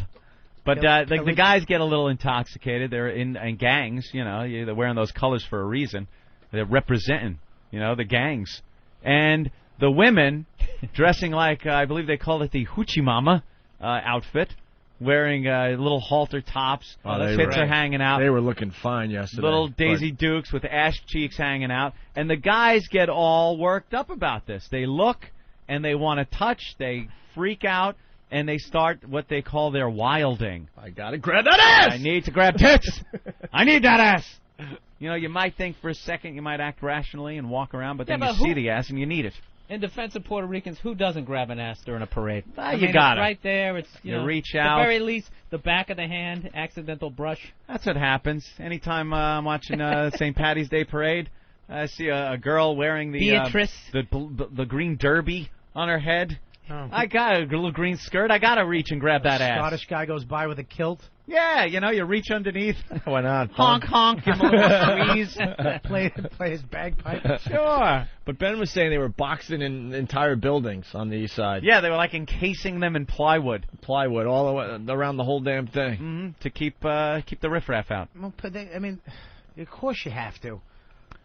You have to. They do have a proven record of it's not like misconduct at their parade. It's Well, we got audio from the Puerto Rican parade. If they went up and they were just like, but they're honking the horns, they're honking the horns. Like a 60-year-old white dude. They're honking the horns. Knock it off with the horn. Hey, you kids! With their music. With the music and their clothes. Oh, and they're eating. What do they keep? They have braids. The men have braids. What is that? Archie, come here. Wearing ponytails in our day. And now that Sosa's not hitting homers anymore, like he used to, what are they keeping track of on their Toyotas? Oh, what do you write on the back window with soap nowadays? He's Dominican. Yeah? Yeah, they like write stuff in soap on their back windows. I don't know what it is. And then, the cars are wrapped in various flags, bandanas. Tell them, Fred. I invented that. Robin. Well, we got some audio, Anthony, from the Puerto Rican Day Parade. All right. Translator? I am protecting myself. I am scared of you. Please call the police. Oh, sorry. I don't believe that was from I'm sorry. I'm scared of you. I thought this was audio from Puerto Rican Day Parade. I thought you really had audio. That's from the bodega. Why don't we have audio? Bodega. Why are there bodegas? Why is there a bodega? It's not. It's a deli. In this day and age. What you broad? Prejudice against the bodegas. I actually do have audio from the Puerto Rican Day Parade. You do. It's going to help me out here, Henry. Henry, it's Puerto Ricans. Got to board up my store. We hit a deer, Ma. Here we go.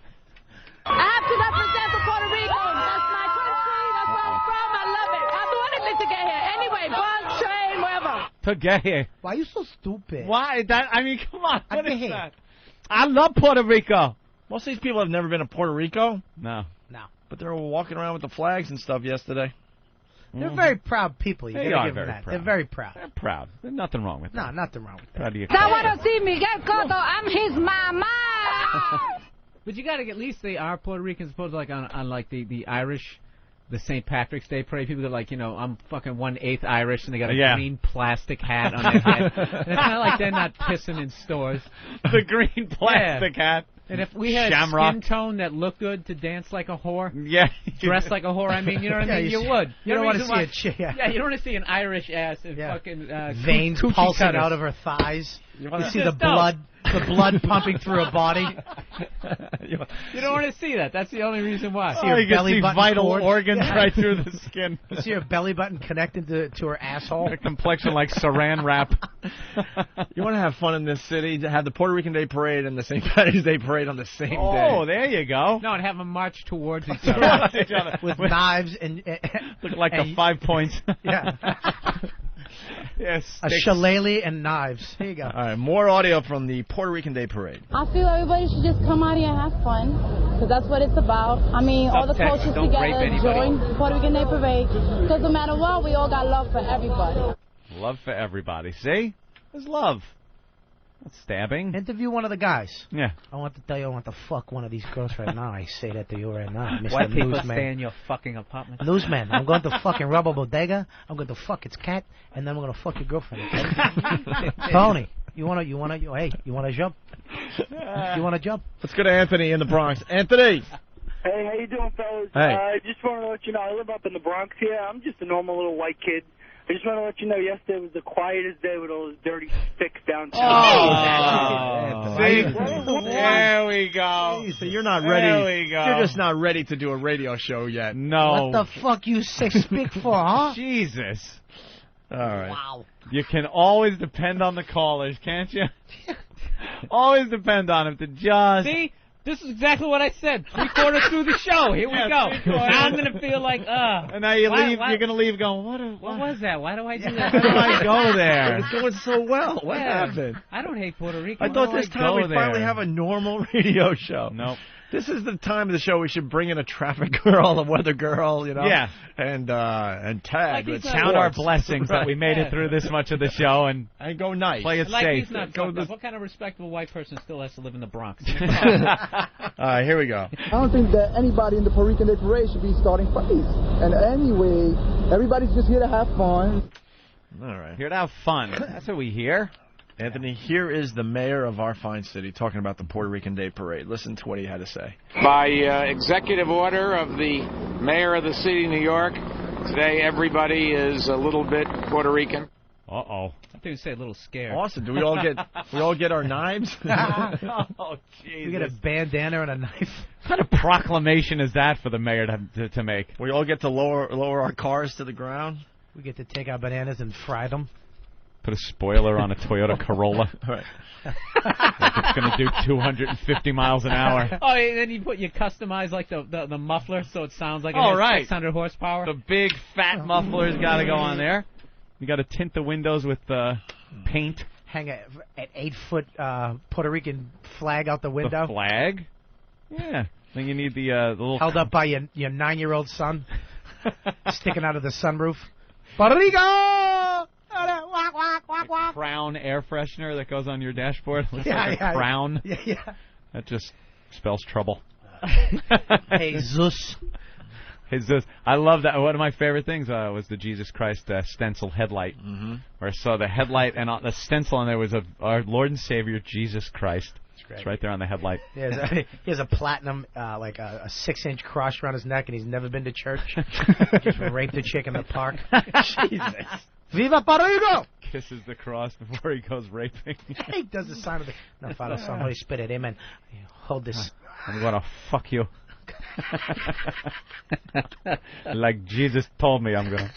All right, why don't we go from one mayor to another, Anthony? What the fuck? We're going to change the direction of the show. Oh! Well, the reason we got two Boston guys in studio, it's another bit we like to do, guys. Bill Burr and the championship and Bob Red Sox? Kelly.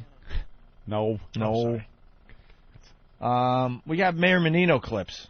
The mayor of Boston. We found out he's been the mayor since 92, 93, I guess. Opie, I just wanted to say to you. And we had no idea. We all knew that he mumbled, but we had no idea that his... No, he's a speech impediment. It's worse than that. He just speaks horrendously. Well, he has a Down syndrome tongue. huge hunk of like that tongue. retarded guy tongue that just flops out. And it's Big like, and fat. It makes this sound. I want to say congratulations to the Patriots. We are going to root on Red Sox. Johnny Damon is my favorite. It sounds sweaty. Yeah, just big fat tongue, fat body. Well, we have examples of him speaking just horribly. You gotta hear some. Oh, we'll translate. You'll translate. Let's try. Commissioner Evans leaves us with a record of steady progress. Leaves us. He was inserting his own echo. He wanted to sound more important. Today, I can feel myself. Progress. Oh, that's awful. What is he? He's our mayor. Well, it's one of the great traditions of Boston, St. Patrick's Day breakfast, and Jackie House did a great job for the first time ever. Everybody said he couldn't do it. Well, he's Rosen to the occasion again, and he's just done a great job. And the governor and Jen O'Brien, they've all been good morning, great jokes, and great time. What? He stopped. He went. He stopped in the middle. Rosen to the occasion. He knew he fucked up. Risen. Rising. And in the middle of occasion, he went. Rosen to the choking on his own tongue. You got to get him the Heimlich every so often just to get his own tongue out of his throat. When I was a boy, my tongue got cut off, and they replaced it with a cow tongue. Cow. What kind of tongue is that? Cow. It's a cow tongue, and I have to speak like this. My tongue is too big for my mouth. Huge. Here's another example. The Boston Public Health Commission has also created an emergency preparedness guide called Live, Learn, Prepare. Prepare. Live, learn, prepare. He had a live, obviously. Why would you spell that the same? I look like an idiot. Why is live and live spelled the same way? Is that amazing? Can't you put something else in there, like a P or an L? Oh, there is an L. Maybe a Q or an R. The simplest name for a program. He didn't say called. He said call. Call. Yeah, call. Listen to it. Live. Again. This is the mayor of Boston. Learn. The Boston Public Health Commission has also created an emergency preparedness guide called Live, Learn, Prepare. You know what? I like to pause. He thought, like, is that live or live? I'm going live. Learn, prepare. Does anybody say anything? No. Nobody said anything. No one says a word.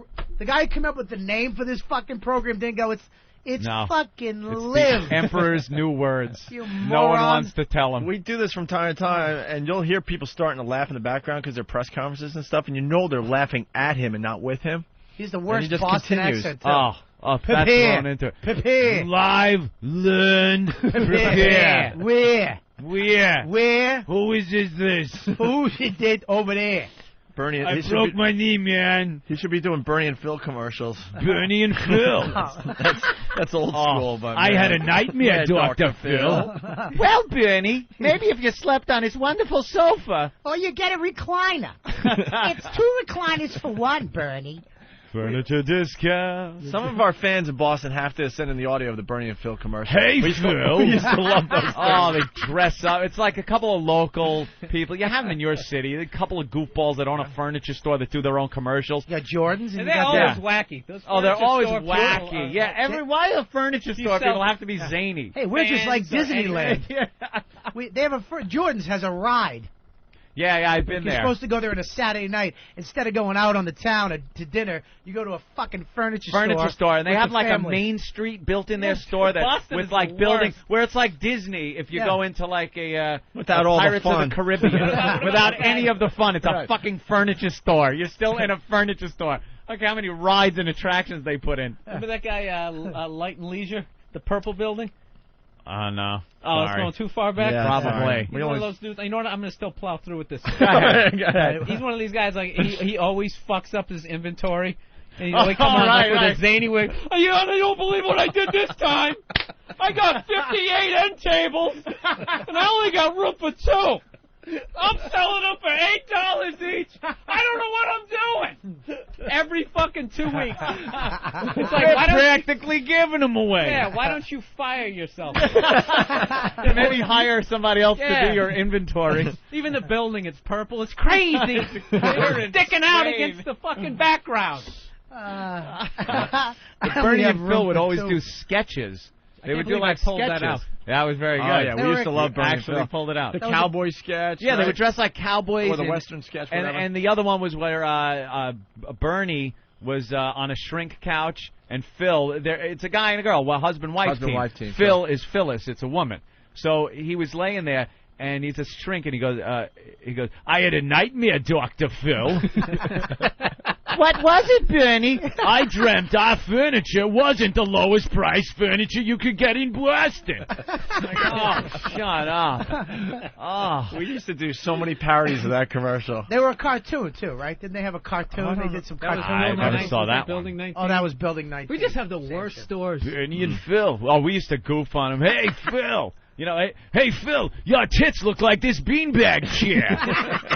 That is also on sale. On sale for here. $19.95. Hey, I just fucked Bernie on your new recliner sofa. My sack hangs so low, I use it as an ornament for this couch. My cock looks like an L-shaped sofa. Let's go back to the Mayor Menino clips here. Another example of the mayor speaking just wonderfully. And Citizens Bank is offering low-cost loans. What? They're offering. Forget it. Well, they translate for us too. At one point, he said low-interest loans. Citizens Bank. What bank? Citizens Bank. Let's listen to this. Citizens Bank. Citizens Bank. You know, if someone follows around with a tape recorder or whatever, we'd all have examples of speaking, horrendously, right? But we have hundreds of these. This isn't just a little thing. Yeah, but he's also speaking to a crowd. That's right. He's a mayor. He's the mayor. He's a public speaker. There's cameras and mics in his face. You don't Citizens think Bank. he'd rehearse the name of the bank? What is it? Citizens. It's Citizens. Low interest. Here it Sir, is. it's Citizen. Here it is again. And Citizens Bank is offering low-cost loans. Low interest, low blow by cost loans. Yeah. He doesn't even acknowledge. Just plow through. Listen to this one. This one's hilarious. He really cared about what he said. He wasn't just saying the words like a lot of elected officials or former elected officials would do. He was a man of great stature in our city. A man of great stature. There you go. Of course he is. A man of great stature.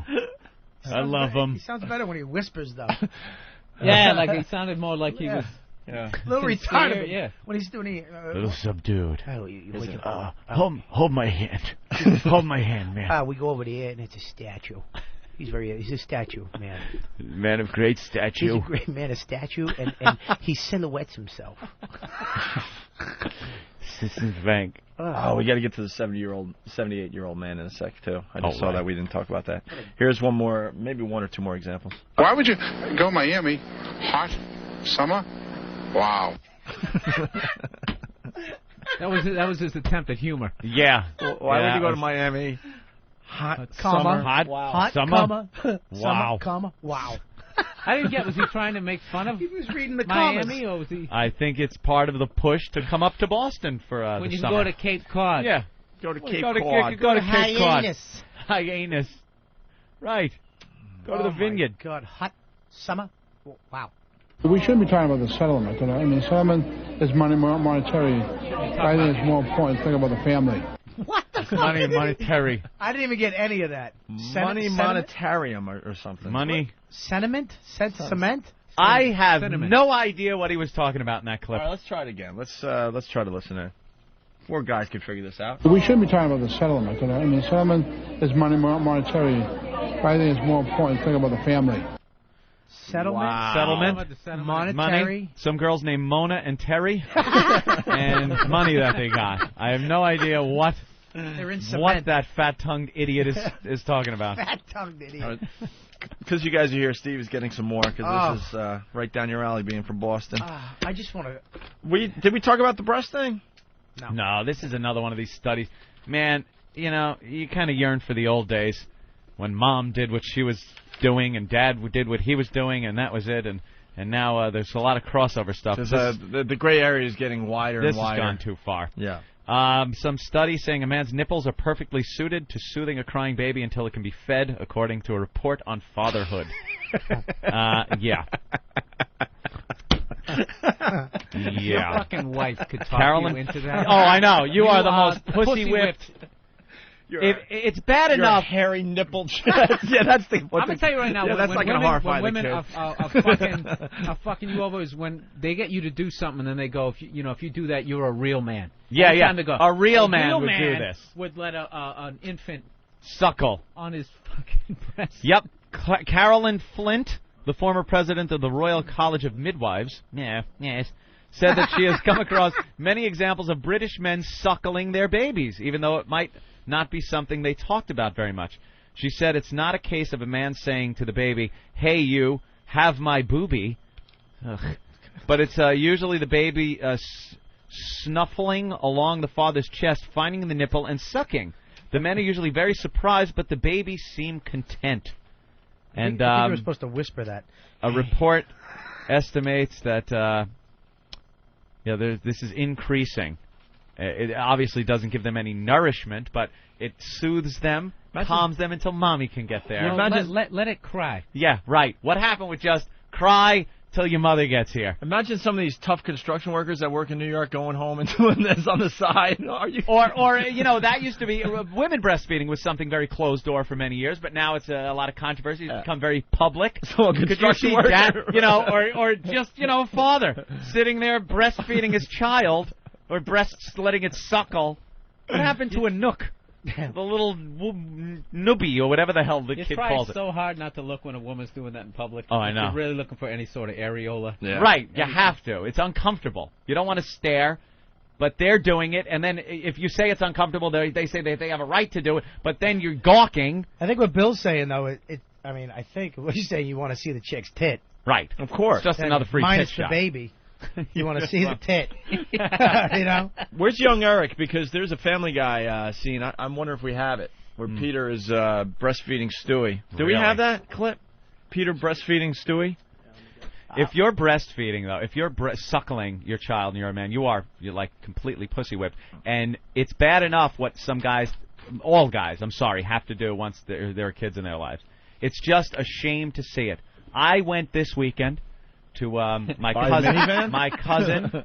My cousin is a father now. It's his daughter's first birthday. It was over my aunt's house this weekend. So we went there. Jesus. I know. I'm What totally are you, Menino? flustered. He's a father. Yeah, we know I'm my flustered. He cousin. fucked a woman. She And got he went, got pregnant. Let me get to the point. You're absolutely right on the stuttering, muttering ass. Citizens. But he's a guy, he just likes to do what he likes to do. Go to work, fuck around on computers, whatever. He was doing things over the weekend like glazing potted plants to give out to people, setting up a running chocolate fountain to dip marshmallows in and stuff. And this just isn't him. It's not. Yeah, but when you're a father and it's a 1-year birthday party, just think you have to throw a 1-year birthday party. It's something you don't want to do. The kid isn't going to know. He doesn't know. Of course not. And he shouldn't be having it. He's there with the camera and this over there, and he's walking around videotaping.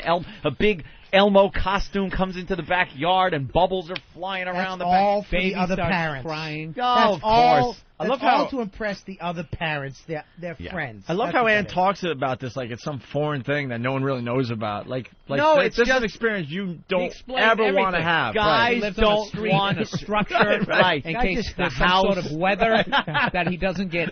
Guys, by put the a rain. roof on this structure. Guys out there are like, I've done this 100 We're just talking to a times. guy who just gave the kid $100 to get a video game. I just love how Anthony can't even fathom ever doing any of this stuff. No, I am too selfish. Cheers. I just enjoy doing what I want. At the drop of a hat, I want to be able to go to Foxwoods. I want to be able to hang out and all weekend. If I'm supposed to be back for something and I don't have to be back, I'll go. I'll stay another day. Yeah. The thought of having to traipse around an armored personnel carrier full of machinery on every road trip you take. There's the play pens and toys. You got to load them up. I see my friends and relatives. Before they go anywhere, they got to load everything at the top of the stairs. It's like a mission they got to go on. They have a bunch of those bags, those canvas bags. Oh, the canvas bags with the little zippers handles. and little compartments with the diapers and the little wipes. Everything's got to be wiped. And little baby logos on the side of it. Oh. I was hanging out with a bunch of people this weekend, and while we were waiting for this one girl to take a dump so we could go out, Oh, Jesus. I swear to God. There was a bunch of us just hanging out. Well, I guess that's a side story, but this girl has irritable bowel syndrome or something. So we were all supposed to go to this cool little town and eat and then go drinking and stuff. But we couldn't. We had to order food because she can't go to the bathroom in public. So we had to order pizza, so she could eat. And then we had to wait a half hour so she could take a dump, and then we could finally leave. And she tells the whole party this. No one knows her. We're all just meeting people for the first time, and this is what Jimmy. Yeah, really.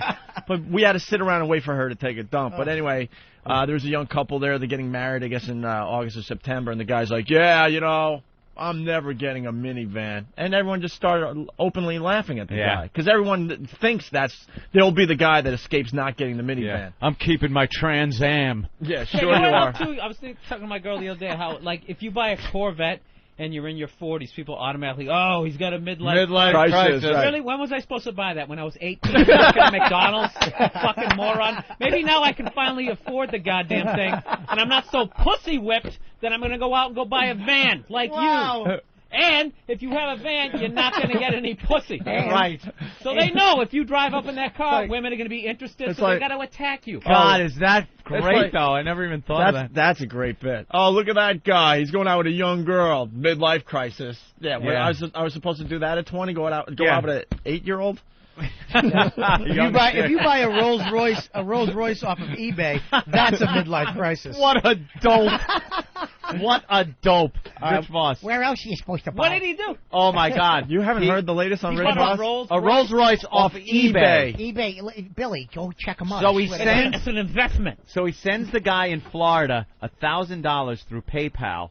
As a deposit on this, because of course he doesn't want anyone else. There's no car. He goes down there to test drive it, and the thing breaks down twice while he's driving it. And it doesn't look like the picture, and it smelt like sausage, like a Plymouth, like an old car and some kind of sausage. He said sausage sauerkraut smell. Yes, sauerkraut. It was just a mess. It was not worth. So he wanted his money back. Now he has to go through PayPal, and the guy isn't giving him his money back.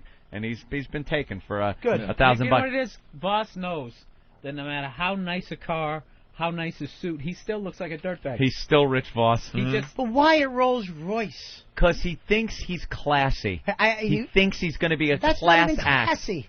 I'm going to pull up in a Rolls Royce. Don't know who I am. He's thinking about 5 years down the road. I'm going to do proms now. Yeah. I'm going to do prom. I'm going to do comedy, and I'm going to drive the kids around. Hey, kids, you ready? Here's the show. I think he's coming in tomorrow or Friday. Yeah, he is. He is. Oh, I got to grill him on this if he got his money back. But who buys a Rolls Royce off of eBay? Who buys a fucking car off of eBay? Right. You buy a car off of eBay? I don't even want to buy a baseball car off And then eBay. he was saying, I'm looking at it as an investment because then I could sell it for a lot more. So now he's a used car salesman. He's Rich Voss, the used car salesman. Oh, my God. This is the guy with the missing toe? That's Pat from Moonachie. Pat from Moonachie. We'll talk to him in a minute. Doing I don't know. We'll find out.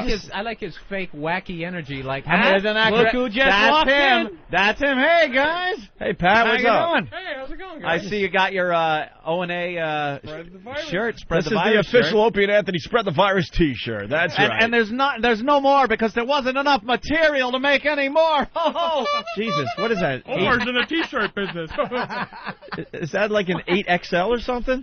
No, it's only 4XL. 4XL, all right. He looks like he should be like eating it like the turnbuckle. I am a professional eater now. Yeah, yes, he is. Don't mess with this guy. He's in the hot dog eating contest. He's representing the show. Yeah. You know what I love? His complete lack of confidence in his jokes. Oh yeah. Well, that's his whole bit. That's the whole gag. That's the whole Pat from Moonachie bit. He tells his little joke, and then you'll notice him just go something like, "Meh." Yeah. Well, here's my pathetic attempt. I like how his eyebrows go up too, right at the punchline. Yeah.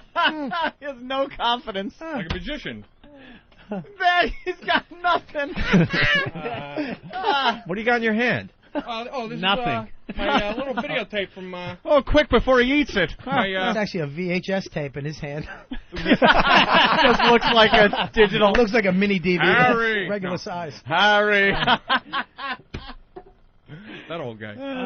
No, this is my tape from when I did my qualifier in Philadelphia. He qualified for the hot dog, Coney Island hot dog eating contest. He's in the contest. Did you go up against an Asian, or you go up against other Americans? No, surprisingly, there was an Asian in it, but he only ate like 8 hot dogs. Was he like a a little black guy with a small dick. You know, was he a little guy? Hey now! Had to wait for the eyebrows on that one. You know, that tells you it's like an applause sign. Christ. Laugh now. That's actually funny. That isn't bad. You know what? The big guy never wins the eating contest. Yeah, Do you know why? Do you know why? Why? Because there's so much. Belt. Oh, sorry. No, it's all right. Go ahead. It's called the fat belt. He explained this stuff. Yeah, there's the fat inside holds the stomach down. Keeps it from Skinny expanding. guys can expand. Mm-hmm. Can it go down and up your stomach and stretch out and come out your ass? Yeah, well, when I tried training by drinking 2 gallons of water... He's training now for this. Yeah, I almost passed out. All the lights went light and everything. I go, the lights I should went be light. doing this. The lights went it light. washes away all your electrolytes. The lights went light. Yeah. And you know you're out of this Saturday I'm doing it for when money. Water makes you pass out. I bet if he drank a case of beer, he'd be fucking fine and could drive down the road. Yeah, when water makes you pass out. Get a gallon of water in there. Woo, woo. I had an apple and I lost a foot. Dangerous. Wait, what are you doing this weekend? I never thought I'd say this, but this Saturday I'm going to have salty balls in my mouth. With no confidence, the head moves. It's like the head's going, come on, anything? He was laughter. born in time vaudeville. Yeah. Wait, you're doing an eating contest? What is it? Yeah, it's for money, too. While strolling through the park one day, hey, did you hear the one about the chocolate balls in my mouth? In the very merry month of... With an umbrella, a top hat. Actually, I really want to get a big SAR trunk and with slap props him in the in face. it. Yeah. Mo. What's salty balls? They're like boiled potatoes. Boiled potatoes. And they serve them in dog balls at a place called Maui's. And it's a Wildwood. contest? Yeah. And if you finish the most, what do you win? $2,500. Oh. Yeah, second place is $1,500, and then third place is $1,000. There's a whole business in this for you. This is a whole new form of income. Yeah. What kind of people go? That's if I win, because this is going to bring out the heavy hitters. Yeah. Pardon the expression. With that. With that kind of money on the line, yeah. Well, that'll bring all the big Jersey eaters. Yeah. And where's the cutoff point for being in the money? Third place? Third place, yeah. Third place, and then fourth, you just leave with what you ate. Yeah. Wow. Has anybody ever gotten sick like that? I'm sure people have, yeah. Puking. Well, they have all. If you belong to the IFOC, the International Federation of Competitive Eating, they have safety standards, somewhat, of having an EMS guy there. Oh, really? I like walking up to the EMS guy. You guys ready to pick me up? And they just run away. You see that laugh? That was nothing. Yeah. I walk up to the guy and say, "Hey, I know it's not funny." Hey, you guys ready to shock my heart? I hope you got air shocks in the back of that ambulance. They'll take 2 hot dogs. Stand clear. 5 minutes. Have him do it at a club. Yeah. Well, he was in like the best comedy we can come up with. The audience should get hot dogs and they can throw them at him. Yeah. No, just say everybody donates a joke that always works in your act. Right. That's and a then you have great him idea. fucking tell it. Oh, yeah, I could ruin it though. Yeah, that's the point. That's the Jesus. All right, Pat, we're gonna let you go. So we're hearing you gotta. People are telling us you gotta go. Yeah, people are saying we gotta let you go. You gotta Put him go, back into David Banner. Hulk me, is it? Yeah. Oh God! He was waiting for you to hit a button. Usually you go. Yeah, I'll hit a button because it was You ever hear the audio of him puking on our show? We had an eggnog drinking contest. How many did you do? 70 double shots of eggnog. And he won a MiFi, right? That was way back in the day. Yeah. And this is This is afterwards. He made himself puke because he wasn't even going to puke after that. He's diabetic, so if he kept it in him, he'd probably lose a whole leg. Yeah. So he had to get rid of it, and he stuck a couple of fingers down. Oh, dude, yeah. Opie and Anthony once again. Yeah. Diabetic. Let's make him eat eggnog. This is the I'm clip. diabetic. This clip makes us laugh to this day.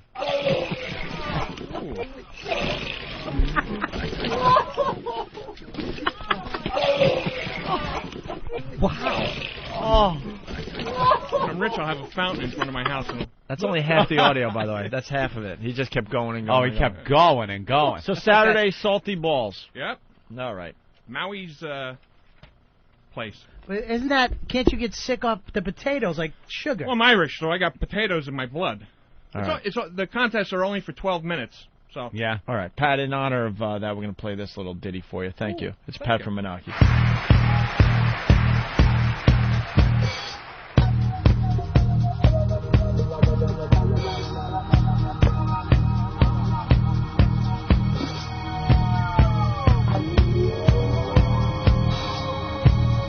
Tablespoons of cinnamon and 2 or 3 egg whites, a half a stick of butter melted. Stick it all in a bowl, baby. Stir it with a wooden spoon. Mix in a cup of flour. You'll be in heaven soon. Say, everybody haven't seen my balls, they're big and salty and brown. If you ever need a quick pick-me-up, just stick my balls in your mouth. Ooh, suck on my chocolate salted balls. Stick them in your mouth and suck them. Suck on my chocolate salted balls. They're packed full of vitamins and good for you. So suck on my balls.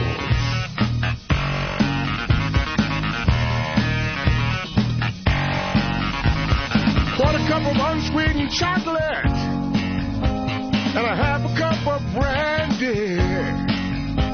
Then throw in a bag or 2 of sugar and just a pinch of vanilla. Grease up the cookie sheet, 'cause I hate when my balls stick. Then preheat the oven to 350 and give the spoon a lick. Ever seen my balls? They're big and salty and brown. If you ever need a quick pick-me-up, just stick my balls in your mouth. Suck on my chocolate salted balls. Put them in your mouth and suck them. Suck on my chocolate salted balls. They're packed full of goodness, high in fiber. Suck on my balls.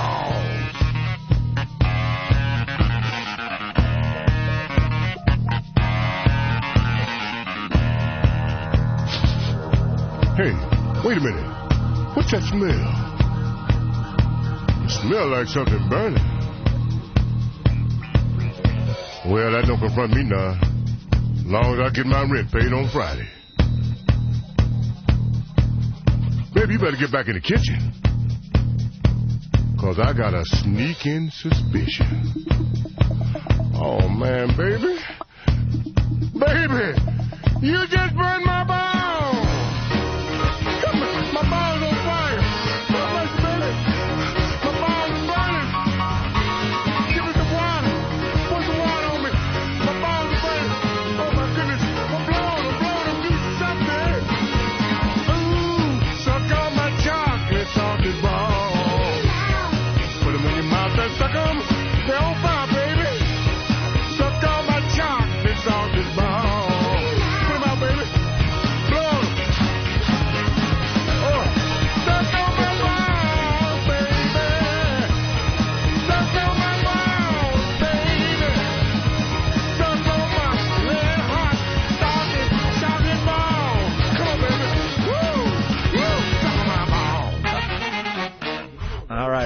We're back.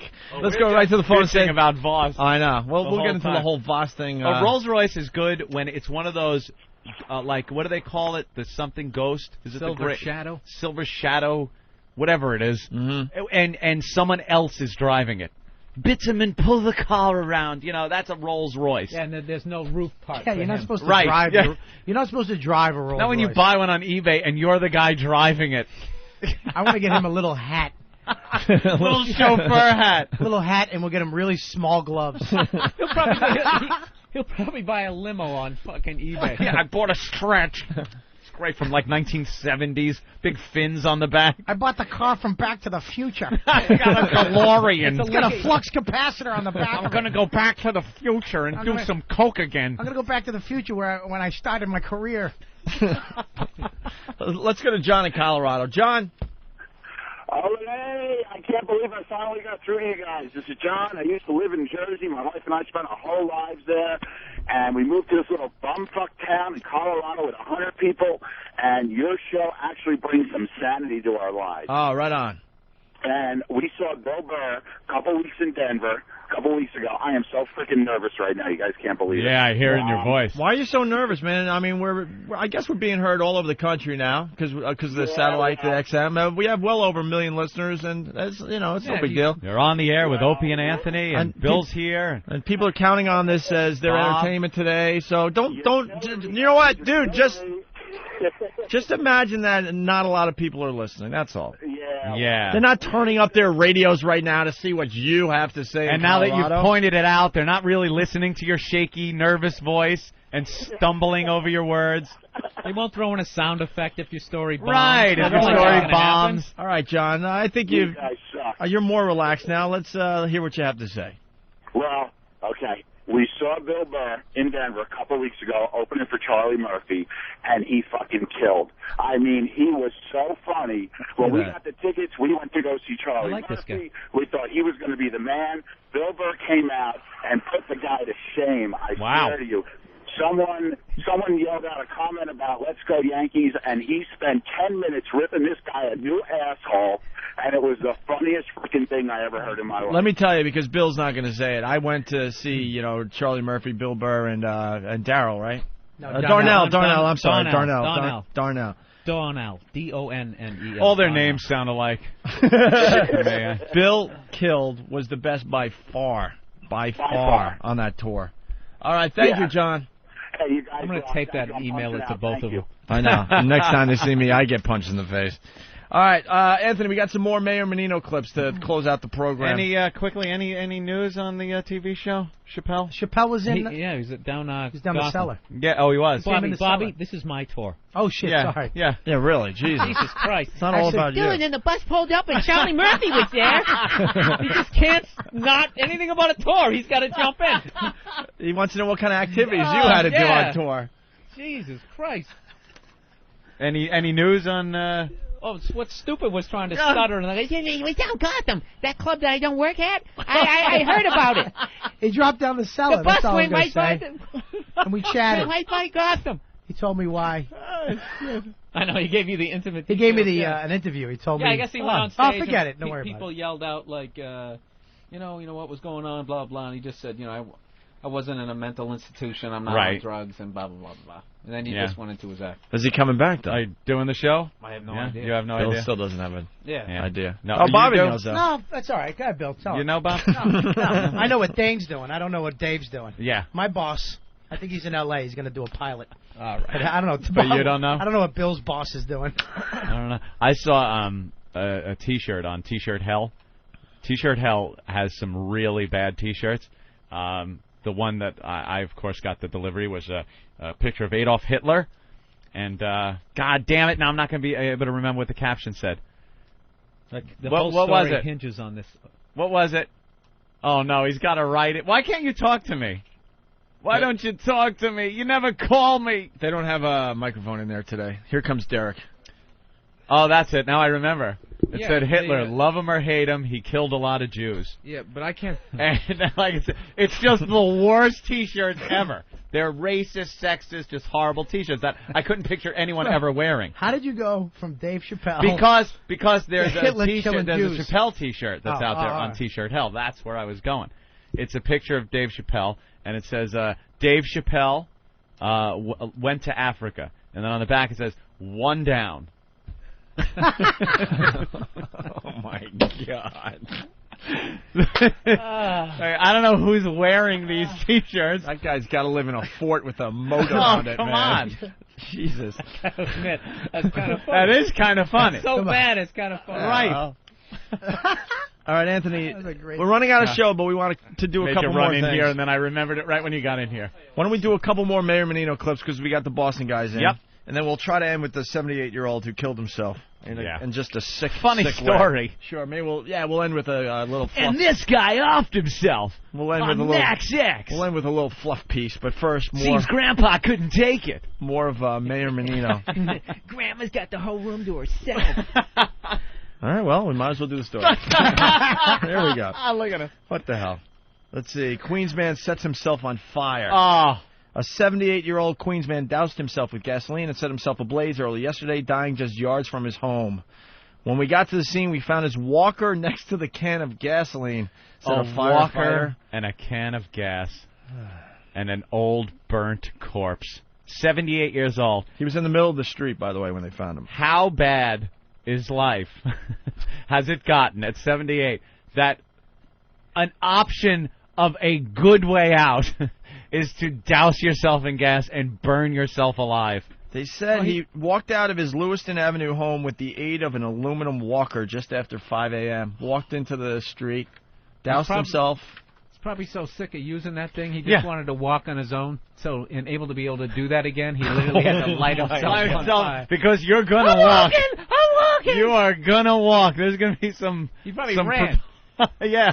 First time since the Depression. There's like 12 ashy footprints on the ground. I feel so young, energized. I'm on fire. Neighbors gathered on the corner to grieve. Listen to this one neighbor. He was a very nice man who loved his family, said a family friend, actually. And then it goes on to say, something like this always makes people surprised. Well, something like this, like it happens all the time. Right. Whenever a neighbor of mine lights himself on fire in the street, I'm always a little surprised by it. Just a tad. He's literally sitting. Well, I can't light but it myself must have took in him the house. I'll burn it down. Yeah. I got to be considerate to the family members. But he's in a walker, and he's 70. It must have took him like at least 2 hours to get all this together. With a Nobody gas noticed can, Grandpa walking to No the one garage, cared. filling a gas can. What's Grandpa doing? I don't know. It's something. He's got a can of gas, some matches, the walker. This brings back a memory when I was a kid. My sister, half-sister technically, whatever, but my sister, she inherited some money from a distant relative. My dad made it sound like we were going on vacation to the Catskills, way up in the Catskills. The guy owned like some motels and a pool, and he had a main house. And the guy died because he was smoking cigarettes in bed. So we get up there, and my dad goes, "Hey, you want to come in the house with me?" And this place was scary to begin with. The lawn wasn't mowed in who knows years. The pool wasn't used in a decade, and the little motels that he rented out were just obviously no one's renting them out anymore. Bates Motel looking. Basically, and we were all scared shitless. Just no one would leave the car, and I was the oldest, so I was like, all right, I'll go with your dad. And he thought he was trying to make it sound like it was a fun trip for everybody. I go into the room where the guy was smoking in bed, and that's how he died. And there's plywood up where the bed was, where the rug was still sort of there, and it was nice and clean because they now took the bed out. So, there was the imprint of the bed where it used to be. Where he burnt himself to death. And this was one of our family trips growing up. Because then we spent the next, actually, I think we spent one night there. Father rent a hearse? I'll load you up in the hearse. My dad always had a way of spinning things and make it sound like it was going to be the coolest thing, And we all were supposed to have Damone's words for it. Isn't as great? Right, no matter where you are, that's the place to be. So, kids, let's sing. Da-na-na-na. That is a little creepy. We were supposed to all have our own motel, cabin, and it turned out we were so scared that we all stayed in one. And then my mom, took over the scene there and finally got us to a real motel in town. And there's no real great end to the story, but it was just you just got to go. It's crazy. It was crazy. It was insane. It was insane, right? But I'll never forget the guy. Speak up now, Bill. But my jackass. I didn't say it. He said it. He alluded back to your awful story. Yeah, it wasn't that bad of a story. I was into it. I was looking. I was making eye contact. It wasn't supposed to be a laugh. Bonding. It wasn't supposed to be a funny story. It was just a creepy story where you go into where the guy died, and there's plywood up where the walls were charred to, All right, forget it. It was crazy. It was crazy. I'm still trying to work it. All right, forget it. On Max. I'm sweating. Let's move on. There you go. It's crazy. It's insane. It was crazy. All right, Mayor Menino. I know he wasn't smoking Luckies. All right, Mayor Menino talking badly in Boston. A few more of these before we get out of here. It's the best of times and the worst of times. There are a lot of people being left behind during this economic boom. We can never forget those individuals. On the moon? What? I think he gets scared when he has to say something more than Is he talking about junior high school? It was the best of times. It was the worst of times. English quoting. English class with the best of times and the worst of times. The best of times. It was the worst of times. Let's try another one. A lot of folks would say doubting Thomas's, and they said, well, New York, it's New York, New York. I said, well, Boston's Boston. Wow, words to Can't live argue by, with Lloyd. that, man. You're right. Argue with that. Yeah, New York. hell of a point. You know, Cleveland is Trenton, and L.A. is Miami, summer, hot. But New York is New York. Philadelphia has chocolate. What? New Let me York. introduce the first individuals who have already given so much to our community. First of all is Harry Feinberg and Harvey Feinberg, and Nicholas Parkhurst and Makaba Yanra, right? I get it good?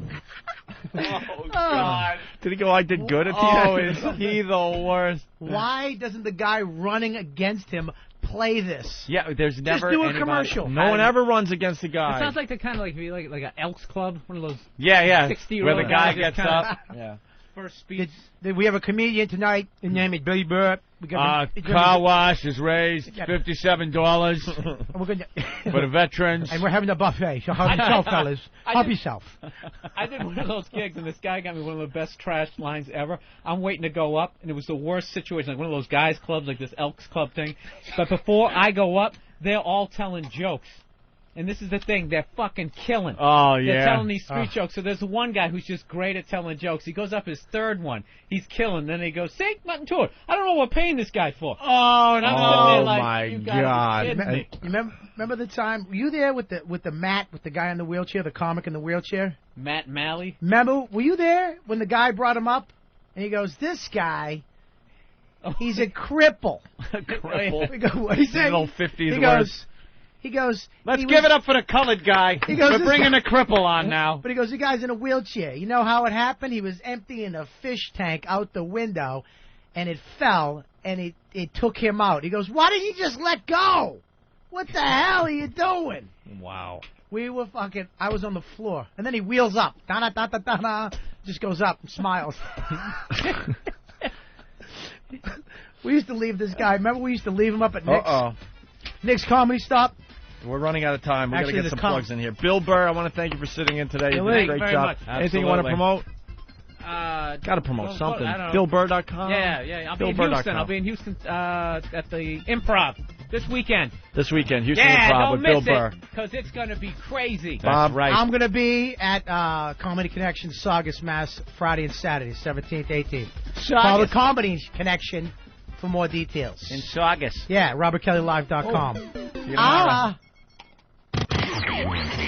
That's it. I'm out of here.